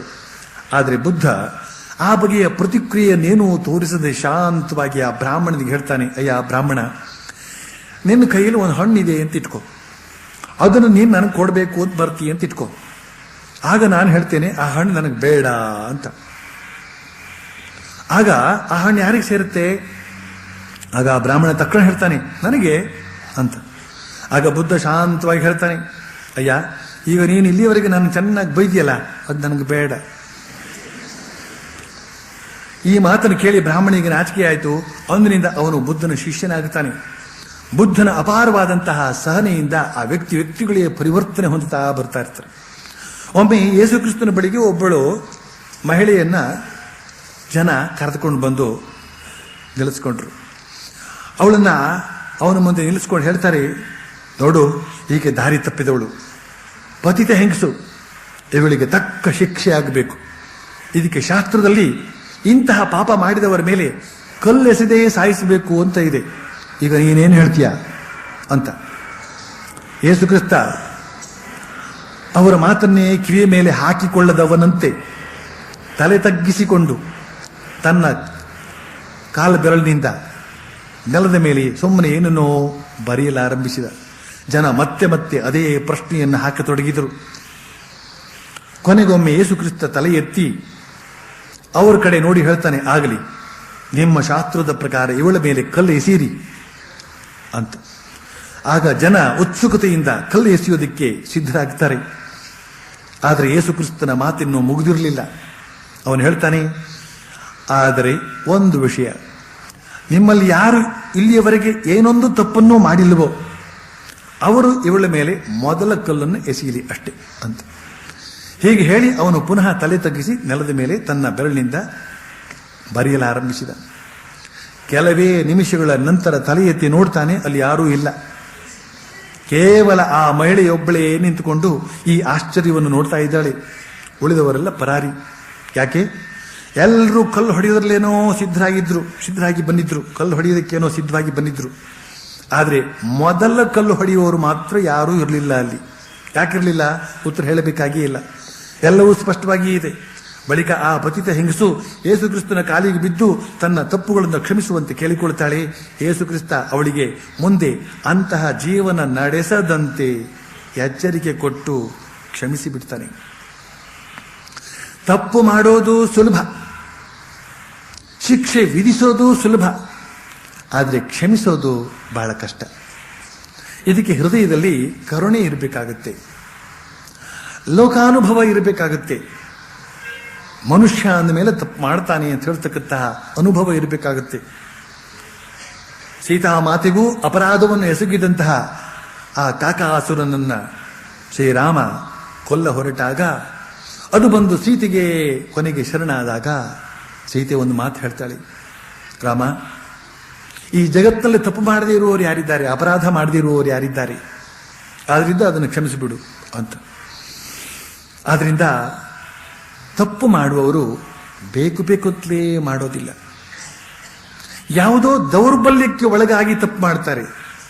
ಶಾರೀರಿಕ ದೌರ್ಬಲ್ಯ, ಮಾನಸಿಕ ದೌರ್ಬಲ್ಯ. ಆದ್ರಿಂದ ಕನಿಕರ ತೋರಿಸಿ ಕ್ಷಮಿಸುವುದೇ ಕ್ಷೇಮ. ಇಲ್ಲಿ ಒಂದು ಪ್ರಶ್ನೆ ಹೇಳಬಹುದು, ಏನು ಅಂತಂದ್ರೆ, ತಪ್ಪು ಮಾಡುವವ್ರನ್ನೆಲ್ಲ ಸುಮ್ಮನೆ ಬಿಟ್ಟರೆ ಸಮಾಜದಲ್ಲಿ ಘಾತಕರ ಸಂಖ್ಯೆ ಹೆಚ್ಚಿ ಅನವಸ್ಥೆ ಉಂಟಾಗೋದಿಲ್ವೇ ಅಂತ. ಅದಕ್ಕೆ ಉತ್ತರ ಇಷ್ಟೇ, ತಪ್ಪು ಮಾಡಿದವರನ್ನ ಹಿಡಿಬೇಕು, ನ್ಯಾಯಸ್ಥಾನದಲ್ಲಿ ನಿಲ್ಲಿಸಬೇಕು ಮತ್ತು ಅವನ ತಪ್ಪನ್ನು ಅವನಿಗೆ ತೋರಿಸಿಕೊಟ್ಟು ಪರಿವರ್ತನೆಗೊಳಿಸಿ ಅವನನ್ನು ಕ್ಷಮಿಸಿಬಿಡಬೇಕು. ಒಂದು ವೇಳೆ ಇದೂ ಸಾಧ್ಯವಾಗದೆ ಹೋದಲ್ಲಿ ತಪ್ಪಿತಸ್ಥರನ್ನ ನ್ಯಾಯಸ್ಥಾನ ದಂಡಿಸಲಿ, ಆದರೆ ಭಕ್ತನಾದವನು ಕ್ಷಮಿಸಲಿ. ಇಲ್ಲಿ ಭಕ್ತನ ದೊಡ್ಡತನ ಅದನ್ನ ವಿಶೇಷವಾಗಿ ವರ್ಣಿಸಲಾಗಿದೆ. ಭಕ್ತ ಎಷ್ಟು ದೊಡ್ಡವನು ಅಂತಂದ್ರೆ ಅವನು ಭಗವಂತನಷ್ಟೇ ದೊಡ್ಡವನು. ನಾನಾಗಲೇ ಹೇಳಿದಂತೆ ಎಂತೆಂಥ ಅಪರಾಧಿಗಳಿಗೂ ಕೂಡ ಕಾಲಕ್ಕೆ ಊಟ ಸಿಗುವಂತೆ ಮಾಡ್ತಾ ಇದ್ದಾನಲ್ಲ ಪರಮಾತ್ಮ. ಅವರ ಮನೆಯ ಅಡಿಗೆ ಮನೆಯಲ್ಲೂ ಕೂಡ ಬೆಂಕಿ ಉರಿತಾ ಇದೆಯಲ್ಲ. ಆದ್ರಿಂದ ಈ ಕ್ಷಮೆಯನ್ನು ನಾವು ತಾಳಿದಲ್ಲಿ ಲೋಕ ಏನು ಕೆಟ್ಟೋಗೋದಿಲ್ಲ. ಅಷ್ಟೇ ಅಲ್ಲ, ಈ ಬಗೆಯ ಕ್ಷಮೆಯಿಂದ ನಮ್ಮಲ್ಲಿ ಆ ಭಗವಂತನ ದಿವ್ಯವಾದಂತಹ ಒಂದು ಪ್ರೇಮ, ಭಗವತ್ ಪ್ರೇಮ, ಅದು ಜಾಗೃತವಾಗೋದ್ರಿಂದ ಸುತ್ತಮುತ್ತ ಇರತಕ್ಕಂತಹ ವ್ಯಕ್ತಿಗಳೆಲ್ಲರೂ ಕೂಡ ಆ ಒಂದು ಪ್ರೇಮದ ವಲಯಕ್ಕೆ ಬಂದು ಅವರಲ್ಲೆಲ್ಲ ಒಂದು ಬಗೆಯ ಪರಿವರ್ತನೆಯೇ ಉಂಟಾಗುತ್ತೆ. ಸಾಧು ಸಂತರು ಇರತಕ್ಕಂತಹ ಜಾಗದ ಸುತ್ತಮುತ್ತ ಹಸುಗಳು ಹುಲಿಗಳೇ ಪರಸ್ಪರ ಪ್ರೇಮದಿಂದ ಇರುತ್ತವೆ ಅಂದಮೇಲೆ ಇನ್ನು ಮನುಷ್ಯರು ಕೂಡ ತಮ್ಮೆಲ್ಲ ವೈರವನ್ನು ಬಿಟ್ಟು, ತಪ್ಪು ಕೆಲಸಗಳನ್ನು ಬಿಟ್ಟು ಪರಿವರ್ತನೆ ಹೊಂದುವುದರಲ್ಲಿ ಸಂಶಯ ಏನಿದೆ? ಈ ಕ್ಷಮಾಗುಣ ಅಂತ ಹೇಳ್ತಕ್ಕಂಥದ್ದು ಒಂದು ದೈವಿ ಗುಣ. ನಾವು ಆ ದೈವಿ ಕೃಪೆಗೆ ಪಾತ್ರರಾಗಬೇಕಾದ್ರೆ ಅವನ ಗುಣವನ್ನು ನಾವು ತಂದುಕೊಳ್ಬೇಕಾಗುತ್ತೆ. ಕಬೀರ್ ದಾಸರು ಹೇಳ್ತಾರೆ, ಈ ಕ್ಷಮೆಯ ಬಗ್ಗೆ, ಈ ದಯೆಯ ಬಗ್ಗೆ. ದಯೆ ಇರುವವನಲ್ಲಿ ಧರ್ಮ ಇದೆ. ಲೋಭವಿದ್ದಲ್ಲಿ ಪಾಪವಿದೆ. ಕ್ರೋಧವಿದ್ದಲ್ಲಿ ಕಾಲನಿದ್ದಾನೆ. ಕ್ಷಮೆ ಇರುವಲ್ಲಿ ನೀನಿರುವೆ. ಅಂದ್ರೆ ಎಲ್ಲೆಲ್ಲಿ ಕ್ಷಮೆ ಇರುತ್ತೋ ಅಲ್ಲಿ ಸ್ವಯಂ ಭಗವಂತನೇ ಇರುತ್ತಾನೆ ಅಂತ. ಯಾರು ಹೃತ್ಪೂರ್ವಕವಾಗಿ ತಪ್ಪಿತಸ್ಥರನ್ನ ಕ್ಷಮಿಸಿ ಬಿಡ್ತಾನೋ ಅಲ್ಲಿ ತಕ್ಷಣ ಭಗವಂತನ ಆವಿರ್ಭಾವ ಆಗಿಬಿಡುತ್ತೆ. ಕ್ಷಮೆ ಇರುವಲ್ಲಿ ನೀನಿರುವೆ ಅಂತ ಕಬೀರದಾಸರು ಹೇಳ್ತಾ ಇದ್ದಾರೆ. ದಯೆ ಇರುವಲ್ಲಿ ಧರ್ಮ ಇದೆ, ಲೋಭವಿದ್ದಲ್ಲಿ ಪಾಪ ಇದೆ, ಕ್ರೋಧವಿದ್ದಲ್ಲಿ ಕಾಲನಿದ್ದಾನೆ. ಕಾಲ ಅಂದ್ರೆ ಯಮ. ಎಲ್ಲಿ ಕೋಪ ಅತಿರೇಕವಾಗುತ್ತೋ ಅಲ್ಲಿ ಮರಣ ಸಂಭವಿಸಿ ಬಿಡುತ್ತೆ. ಅವನು ಅವನನ್ನ ಘಾತಿಸಬಹುದು. ಆದ್ರಿಂದ ಕೋಪ ಇರುವಲ್ಲಿ ಕಾಲನಿದ್ದಾನೆ, ಕ್ಷಮೆ ಇರುವಲ್ಲಿ ನೀನಿದ್ದೀಯ. ಏನು ಅಂತಂದ್ರೆ ಪರಮಾತ್ಮ. ಈ ಭೂಮಿಗೆ ಕ್ಷಮಾ ಕ್ಷಮಾ ಅಂತ ಹೆಸರು. ಯಾಕೆ? ಈ ಭೂಮಿಯಲ್ಲಿ ಹುಟ್ಟಿರ್ತಕ್ಕಂತಹ ಸಕಲ ಮಾನವರು ಕೂಡ ಏನೇನು ಅತ್ಯಾಚಾರಗಳನ್ನು ಮಾಡ್ತಾ ಇದ್ದಾರೋ ಅವುಗಳನ್ನೆಲ್ಲ ಸಹಿಸಿಕೊಂಡು ಸುಮ್ಮನಿರುತ್ತಲ್ಲ, ಅವನ್ನೆಲ್ಲ ಹಾಗಾಗಿ ನುಂಗಿ ಬಿಡಬಹುದಾಗಿತ್ತು ಒಳಗಡೆ. ಆದರೆ ಅದ್ಭುತವಾದಂತಹ ಸಹನೆಯನ್ನು ತೋರಿಸ್ತಾ ಇದೆ. ಆದ್ರಿಂದ ಭೂಮಿಗೆ ಹೆಸರು ಕ್ಷಮಾ ಅಂತ. ಇನ್ನೊಂದು ವಿಚಾರ ಬಹಳ ಬಹಳ ಮುಖ್ಯವಾದ್ದು. ಸಾಮಾನ್ಯ ಮನುಷ್ಯರಾದಂತಹ ನಾವು ಆ ಕ್ಷಮಾಗುಣವನ್ನು ತೋರಿಸುವುದಕ್ಕೆ ಸಮರ್ಥ ಆಗಿಲ್ಲದೆ ಹೋಗಿರಬಹುದು. ಆದರೆ ನಾವು ಕೂಡ ತಪ್ಪುಗಳನ್ನು ಮಾಡ್ತೇವೆ. ತಪ್ಪುಗಳನ್ನು ಮಾಡೋದು ಸುಲಭ. ಆ ತಪ್ಪುಗಳಿಗೆ ತಕ್ಕಂತಹ ಶಿಕ್ಷೆಯನ್ನು ಅನುಭವಿಸುವುದಷ್ಟು ಸುಲಭ ಅಲ್ಲ. ಆ ಶಿಕ್ಷೆಯನ್ನು ಅನುಭವಿಸುವ ಸಂದರ್ಭದಲ್ಲಿ ನಾವು ದಿಗ್ಭ್ರಮೆಗೆ ಒಳಗಾಗಿ ಬಿಡ್ತೇವೆ, ಹತಾಶರಾಗಿ ಬಿಡ್ತೇವೆ. ನಮ್ಮನ್ನು ಯಾರಾದರೂ ಕ್ಷಮಿಸಿ, ನಮ್ಮ ತಪ್ಪುಗಳನ್ನು ಕ್ಷಮಿಸಿ ನಮ್ಮನ್ನು ಉದ್ಧಾರ ಮಾಡಲಾರ್ರೆ ಅಂತನ್ನುವ ಒಂದು ಬಗೆಯ ನಿರೀಕ್ಷೆ ನಮ್ಮಲ್ಲಿ ಸ್ವಾಭಾವಿಕವಾಗಿ ಬರುತ್ತೆ. ಭಗವಂತ ಕೂಡ ನಮ್ಮನ್ನು ಕ್ಷಮಿಸಲಾರನೆ, ಜನ್ಮ ಜನ್ಮಾಂತರಗಳಿಂದ ಮಾಡಿಕೊಂಡು ಬಂದಿರತಕ್ಕಂತಹ ಪಾಪಗಳನ್ನು ಕ್ಷಮಿಸಲಾರನೆ ಅಂತನ್ನುವ ನಿರೀಕ್ಷೆ ಕೂಡ ನಮ್ಮಲ್ಲಿ ಇರುತ್ತೆ. ಆದರೆ ಭಗವಂತ ನಮ್ಮನ್ನು ಕ್ಷಮಿಸುವುದಕ್ಕೆ ಮುಂದಾಗಬೇಕಾದ್ರೆ ನಾವು ಇತರರನ್ನು ಕ್ಷಮಿಸುವುದಕ್ಕೆ ಮುಂದಾಗಬೇಕು. ಇದೊಂದು ಬಹಳ ಸರಳವಾದಂತಹ ಸತ್ಯ. ಇನ್ನೊಬ್ಬರನ್ನ ಮಾನಸಿಕವಾಗಿ ಮತ್ತು ವೈಯಕ್ತಿಕವಾಗಿ ಕ್ಷಮಿಸುವುದಕ್ಕೆ ಸಾಧ್ಯವಾದರೆ, ಅವನಲ್ಲಿರ್ತಕ್ಕಂಥ ಎಲ್ಲ ದೋಷಗಳನ್ನು ಕೂಡ ನಾವು ಮನಸ್ಸಿಗೆ ಹಚ್ಚಿಕೊಳ್ಳದೆ ಕ್ಷಮಿಸುವುದಕ್ಕೆ ಸಾಧ್ಯವಾದರೆ, ಮರು ಕ್ಷಣದಲ್ಲಿ ಪರಮಾತ್ಮ ನಮ್ಮನ್ನು ಕ್ಷಮಿಸುವುದಕ್ಕೆ ಸಿದ್ಧನಾಗಿರ್ತಾನೆ. ನಮ್ಮ ಕ್ಷಮಾಗುಣ ಅಂತ ಹೇಳ್ತಕ್ಕಂತಹದ್ದು ಯಾವ ಮಟ್ಟದಲ್ಲಿ ಇರುತ್ತೋ ಅದೇ ಮಟ್ಟದಲ್ಲಿ ಇರುತ್ತೆ ಭಗವಂತನ ಕ್ಷಮ ನಮ್ಮ ಕಡೆಗೆ. ಆದ್ರಿಂದ ಈ ದಿವ್ಯವಾದಂತಹ ಕ್ಷಮಾಗುಣವನ್ನು ನಾವು ಬೆಳೆಸಿಕೊಳ್ಳೋಣ. ಈ ಮೂಲಕ ನಾವು ಭಗವಂತನಿಗೆ ಪ್ರಿಯರಾಗೋಣ. ಇಲ್ಲಿಯವರೆಗೆ ಅದ್ವೇಷ್ಟ ಸರ್ವಭೂತಾನಾಂ ಅಂತ ಹೇಳ್ತಕ್ಕಂತಹ ಮಾತಿನಿಂದ ಹಿಡಿದು ಕ್ಷಮಾ ಅಂತ ಹೇಳ್ತಕ್ಕಂತಹ ಈ ಮಾತಿನವರೆಗೆ ಏನೇನು ದಿವ್ಯವಾದಂತಹ ಗುಣಗಳೆಲ್ಲ ಇವೆಯೋ ಅವುಗಳನ್ನು ಅಭ್ಯಾಸ ಮಾಡುವಲ್ಲಿ ಭಗವಂತ ನಮಗೆ ವಿಶೇಷವಾದ ಶಕ್ತಿಯನ್ನು ಕರುಣಿಸಲಿ ಅಂತ ಪ್ರಾರ್ಥನೆ ಮಾಡಿಕೊಂಡು, ಇಂತಹ ಸದ್ಗುಣಗಳಿಂದ ರಂಜಿಸ್ತಾ ಈ ಸಮಾಜವನ್ನು ರಾಮರಾಜ್ಯವನ್ನು ಆಗಿ ಮಾಡೋಣ, ಅಂತಹ ಸತ್ಪ್ರಜೆಗಳಾಗಿ ನಾವು ನಿರ್ಮಾಣಗೊಳ್ಳೋಣ ಅಂತ ಪುನಃ ಪುನಃ ಪ್ರಾರ್ಥಿಸಿ ಇಂದಿನ ಉಪನ್ಯಾಸವನ್ನು ಇಲ್ಲಿಗೆ ನಿಲ್ಲಿಸ್ತೇನೆ. ಮುಂದಿನದನ್ನು ನಾಳೆ ದಿನ ಇದೇ ಸಮಯಕ್ಕೆ ಇಲ್ಲೇ ನೋಡೋಣ.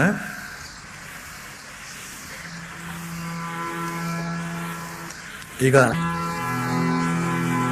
ಓಂ ವಸುದೇವಸುತಂ ದೇವಂ ಕಂಸಚಾಣೂರಮರ್ದನಂ ದೇವಕೀ ಪರಮಾನಂದಂ ಕೃಷ್ಣಂ ವಂದೇ ಜಗದ್ಗುರುಂ प्रीयतां पुण्डरीकाक्षः सर्वयज्ञेश्वरो हरिः तस्मिन् स्तुष्टे जगत्तुष्टम् प्रीणीते प्रीणीतं जगत् हरि ओम तत्सत्।